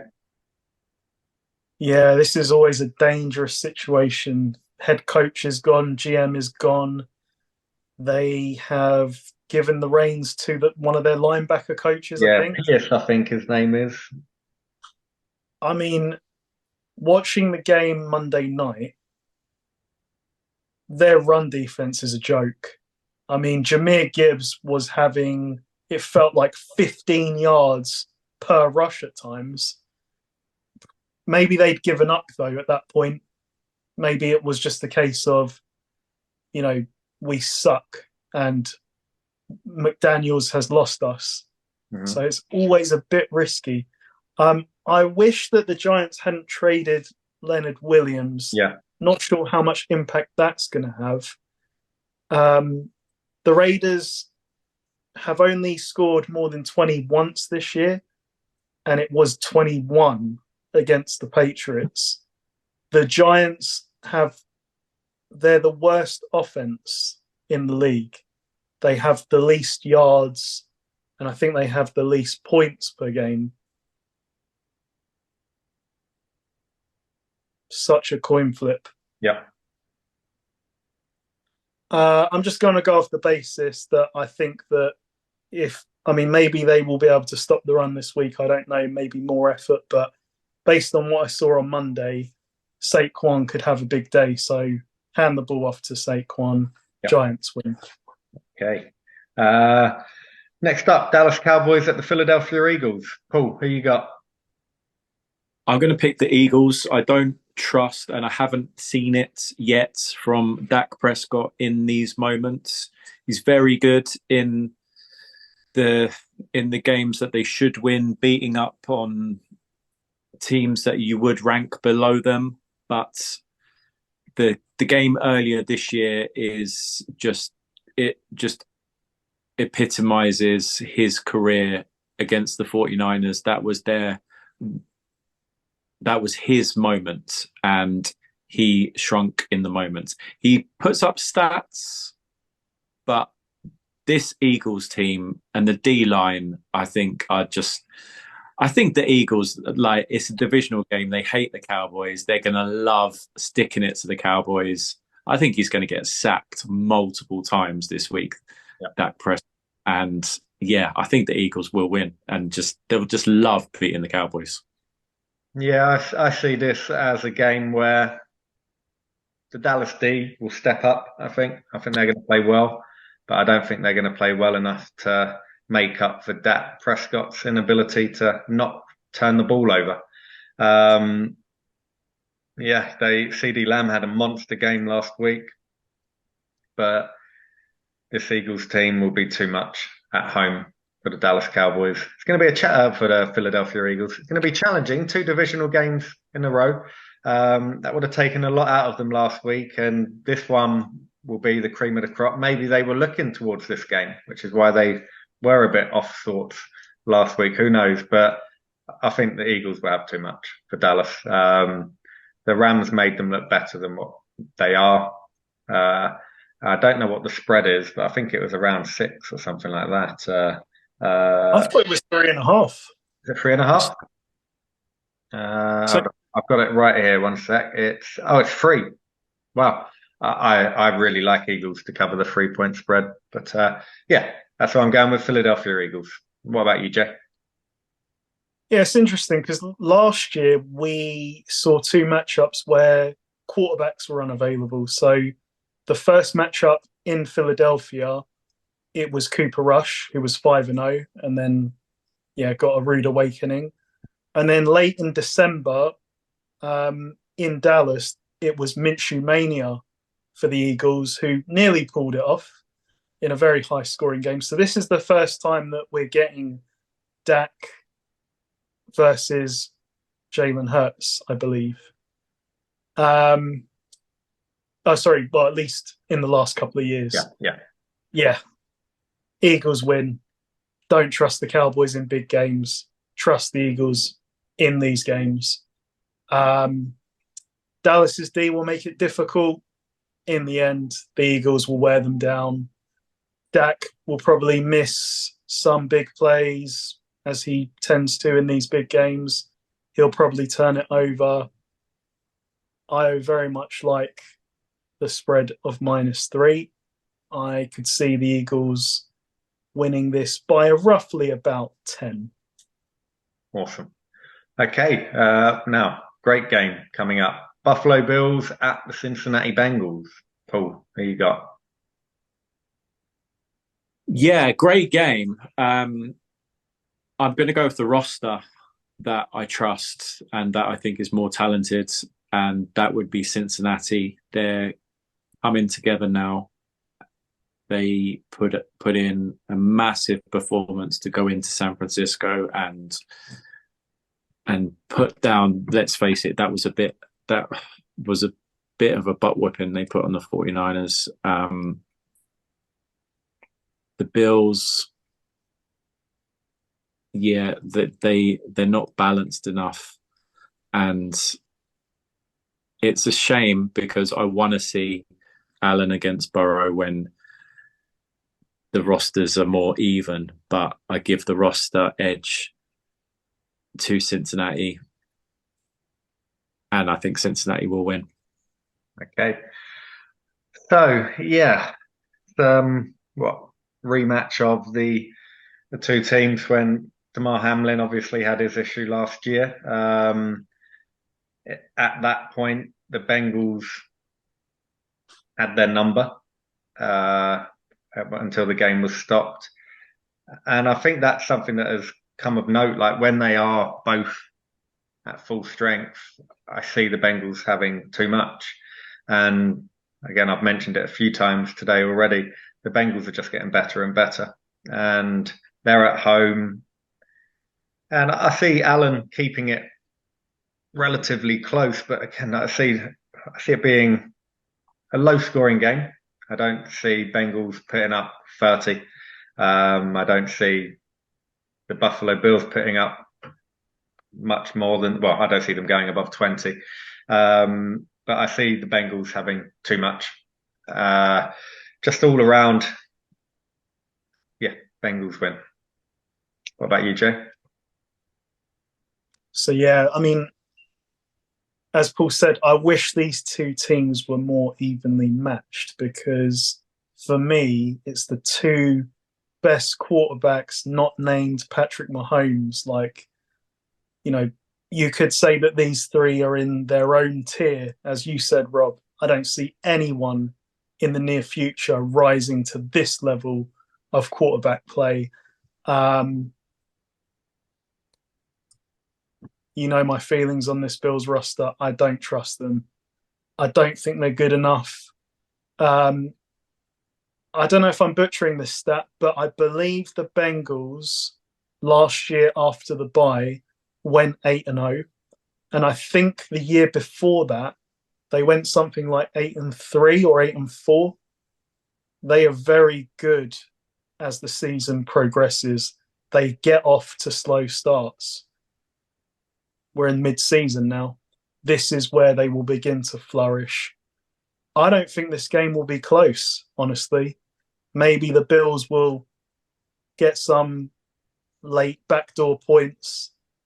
But yeah, I just think that if the Bills can get sliced up by the Patriots 2 weeks ago, what can Chase, T. Higgins, Tyler Boyd, Joe Mixon out the backfield do to them with Burrow on? The Bills couldn't protect Josh Allen really the last 2 weeks, and now you get an in-form Trey Hendrickson, who the Saints missed dearly on their defensive line. Yep. Bengals win and make another statement. Yep. Perfect. And lastly, the LA Chargers at the New York Jets. Paul, who you got? I'm going to pick the Chargers, which is insanity, but I'm going to pick the Chargers because I believe there is a huge, and this is a fact, there is a huge talent disparity at quarterback. The Chargers do, by reputation at least, have a very good O-line. And if they can just keep Herbert upright for long enough, then he will put up enough points to beat the Jets. The Jets, watching the Jets offense is often painful. If Breece Hall doesn't have a huge run, then they go absolutely nowhere. They rely on their D to turn over the other team's offense. I'm going to trust the Chargers to... I can't believe I'm saying that. I'm going to trust the Chargers. I'm not trusting the Chargers, but I'm going to pick the Chargers. 3 words I never thought I would hear: trust the Chargers. But yeah, this is a really tough game because if you just look at the roster, as we've said before on this podcast, you're going to pick the Chargers. But this Jets D is legit. I don't see the Chargers putting up many points. They're going into New York, which is not an easy place to go to. And the Chargers D is not the Giants D from last week. And, well, the conditions were pretty horrendous last week as well, which didn't help either team. But that's not an excuse to play as bad as they both played. I want to pick the Jets. although Eckler being back now, you can see he's got a spring in his step. He played very good again last week. But you know what? Now I'm going to go with the Jets to win this week. What about you, Jay? Yeah, this is a very scary game. I mean, every Chargers game appears to be scary, barring last week. Yeah. Yeah, I mean, all credit to the Jets defense. There's a lot of hype before the season, but they have, in fairness, lived up to it for the most part. Ooh. It's in New York. Difficult one. Something inside me is telling me the Jets will probably win this game.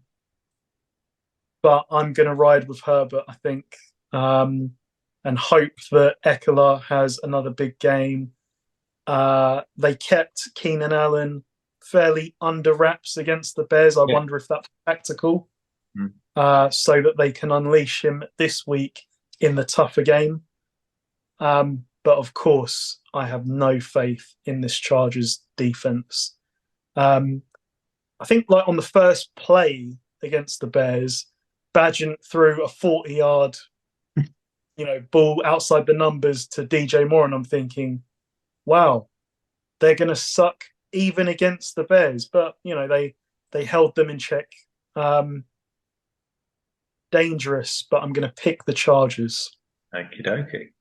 Cool. Right, so that's our picks for week 9. Some interesting ones there, but yeah, look forward to seeing that. So now on to the last segment, bets of the week. I'll tell you what, I'm going to go with my first bet of the week. I've got a couple, I'm thinking. I haven't seen what the Taylor over-under rushing yards is because it's not showing up as available yet. And also Henry's over-under rushing is 72.5. That's a very tasty one for me. But I'm going to go with Dolphins plus 1.5 against the Chiefs. What about you, Paul? What's your first best bet of the week? I'm going to go, we discussed it and I totally agree. And I think he'll love this, is Tyreek Hill anytime touchdown, which is even money. So same kind of price as a spread. Yeah. Just simple, anytime touchdown. He'll have his opportunities. Yep, perfect. What about you, Jay? Any Thursday night specials for us? I'm going to get to that, but first of all, Eagles -3 against the Cowboys. Yeah. I don't trust the Cowboys in these games. It's hard to see the Eagles winning by less than 3. At the very minimum, they will win the game by 3, but I'm going to bank on them winning by more than 3. So Eagles to cover -3. Okay. Looking at a couple of the others, I'm probably going to go with the player prop, but you've got like Rams +3 against Green Bay. I've got them to win the game, so give me 3 points as well. I like that. I also like the Colts -2.5 against the Panthers. I think Panthers winning last week, they might have given them a little bit more credit than what they deserve, especially against this Colts team. I'm gonna go with. I would say the Tyreek Hill over whatever his number is, but as I've already done Dolphins +1.5, I'm gonna go with Colts -2.5 against the Panthers. What about you, Paul? What's your second one? Bengals -2. Vegas generally gives 3 points for home field advantage. So that would mean that they have the Bills as 1 point favourites over the Bengals. I think that's wrong. And advantage that if the Bengals, which I fully expect them to win this game, will cover -2. Lovely. And what about you, Jay? So we're going back to Thursday night. So last week, I didn't pick a Thursday night, but I mentioned one. and I think it was Josh Allen over 250 passing yards and 2 touchdowns. It came in. And it came in. Yep. But what's interesting is after our podcast, I found a different one, which was Josh Allen over 299 and Baker over 227 at 5-1. And with 30 something seconds left, the Bills were 3rd and something. They ran it and it got stopped on a 4th and 1 and they punted. So then Baker had roughly 20 seconds to get, I think it was 11 passing yards. And it reached a point where there was 16 seconds left. He needed 4 passing yards. The ball was snapped. Von Miller had a free run at him and was pulling him down. And as Baker's falling to the ground, he still threw the check down and it came in. So Thursdays have been good to me. So I'm going to ride with Thursday again. Risky one this week, though, but I'm going to go with it. Will Levis over 202 passing yards, over 1 passing touchdown, which means it has to be 2 or more, and Titans to win at 7-1. It is definitely the one that I am least confident about in this great run of Thursday night specials. But let's see. See, 7-1. It's good odds.